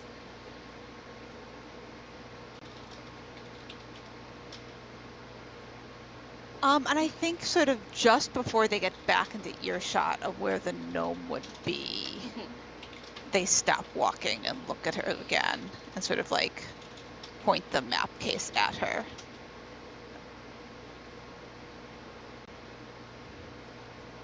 I did not care for you at all, really. That's okay, I'm a And they will quietist. just point the map in the general direction of where the dock word is from here. She nods. I'm glad I got another chance. Me too. It's a little shit back then. They laugh and like point the map at her again. You really were. I'm glad I got adopted and got my shit straightened out for me. Though I had very little choice in the matter, to be honest. It does. And then they sort of stop. I think I have something else to do. But I'll take good care of your map. Alright. Please they do, will. because Yeah. it is a pain in the ass to get a copy. That makes me feel better. Thank you very much for that as well. Mm-hmm. And they will head out, still holding the map case. Then we'll head back to the call. Sounds good. Everyone meets up at the call. Sans say,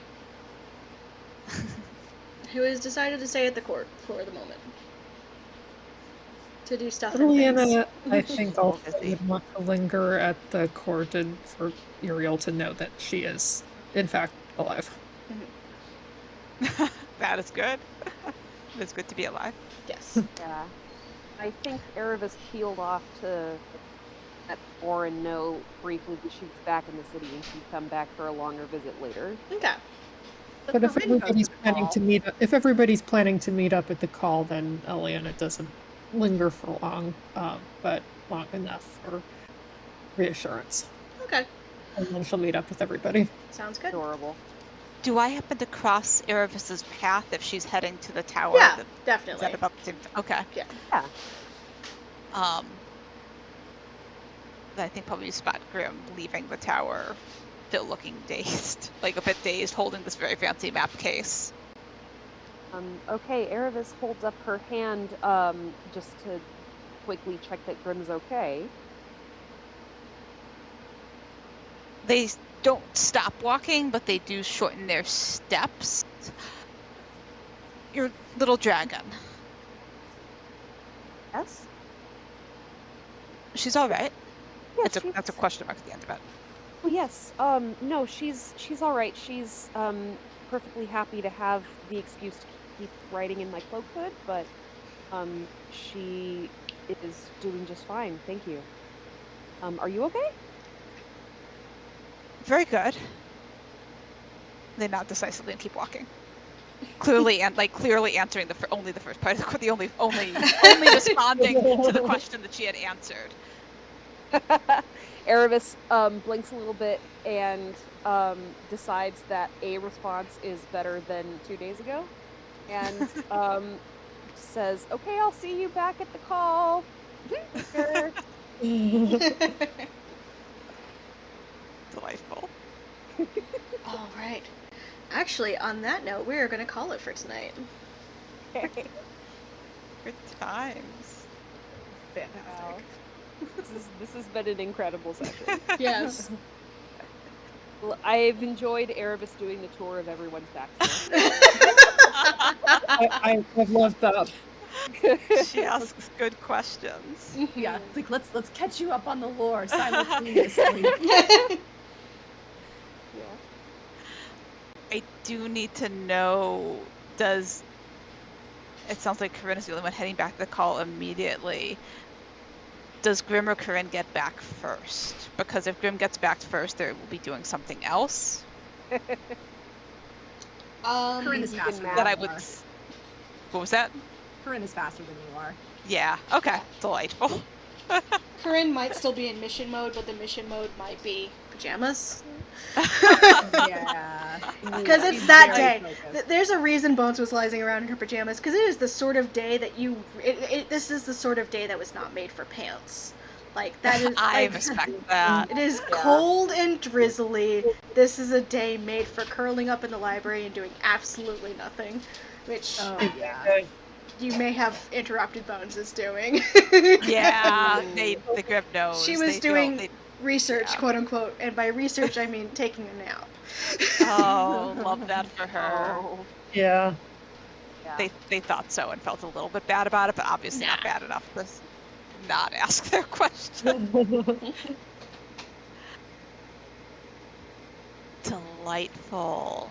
Yeah, and then I think logistically too, just can you remind me, Heather, the entrance to the Court of Miracles isn't that far from the call, right? Yeah, it's not. There's there's tunnels all over the city, which they used to maneuver here, there, and everywhere to do their job. To be mostly unseen, because they don't like to. I guess they don't like to advertise. It's mostly word of mouth. Mm-hmm. I respect that. And they need to be able to move quickly through the city if there's an emergency. So, Yeah. but there is a tunnel that comes out right in the north ward near the call. Okay.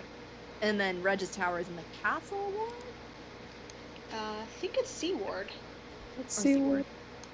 So many wizards towers. So many towers. I'm getting It's my basically TI. the entire like neighborhood is just wizard towers next to each other. It's like a McMansion nightmare. It's like McMansion suburbia, except everything is an abomination because they're all wizard towers. Oh, my that's so God. upsetting. Is it just like a condo of wizards towers? Like they're not even individual buildings. It's No. just one big They're long- definitely individual buildings, but they're all McMansion style, so like everyone is Ugh. individual and also an abomination of design. Oh god. Reg is probably one of the chiller ones because it looks like a lighthouse. Oh my god. That's a Love very that. good style.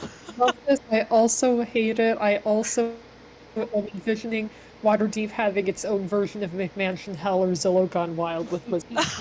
Yes. Okay. Oh. Additional question that I need to know: is there an HOA for the wizards towers? No. It is the opposite of an HOA. Like it is absolute chaos. The idea that you can get that many wizards in a room together to agree on things. Yeah. Isn't that the Blackstaff's job?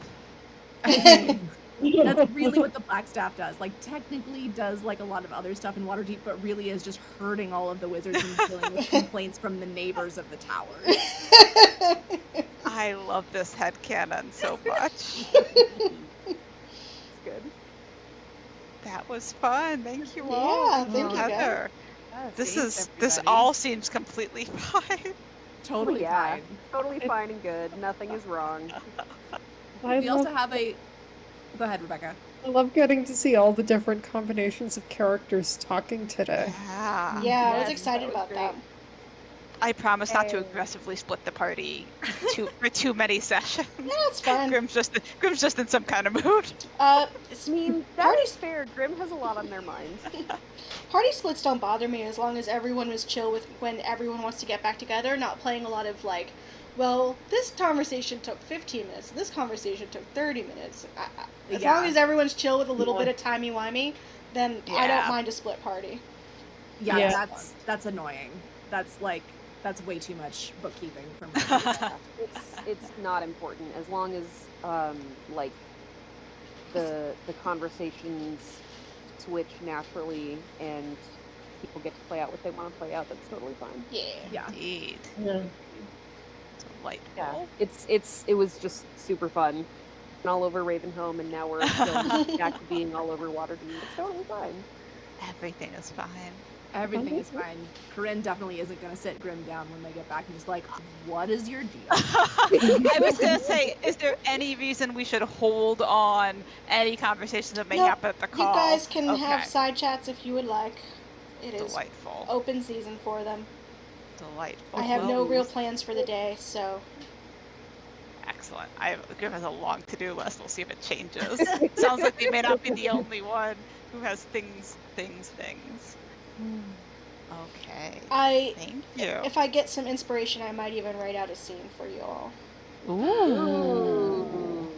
My RP with my own damn self because I am extra as hell. Yeah.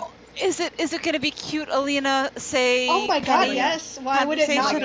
Oh, yes. I would beat the hell out of because that. you all would appreciate that, and I enjoy writing it. That sounds very satisfying. As long as it is fun for you, I will consume with great enthusiasm. I like that you guys consume my NPC DMPC content, like, because I gotta put this energy somewhere, and the games they're in are not as interested in this sort of thing. It's so fun to see people in the world. Yeah. This makes it a richer part of the world, and I also love all of the DMPCs, so. Very good. Yeah. I do, I do appreciate the fact that the collective here is interested in that kind of fluff, because I think it is an anomaly compared to most D&D games. It's much more about the like, okay, we're gonna do the thing. We did the thing. Let's go ask about this thing. Great. Like, and we'll just follow the beats in between. So me saying thank you to everyone for leaving that space and being cool with it and enjoying it even. Yeah. I definitely love it. This is a nice forum to a little bit more exploration than what could reasonably happen in the session. And also, I really enjoy the fact that monologue tokens have been applied to this game. It was very fun. It feels like such a great game for it, because this game, I feel like it's more, the vibe is more like long-running TV show than it is like action movie series. Like, so there is room for like the episode where everyone is actually chill, or the episode where like just things happen that are, you got the big action scene. Okay, well now we have a couple of episodes where we have to deal with the aftermath of the big action scene. Yeah. Yeah, I like that. These sort of things are fine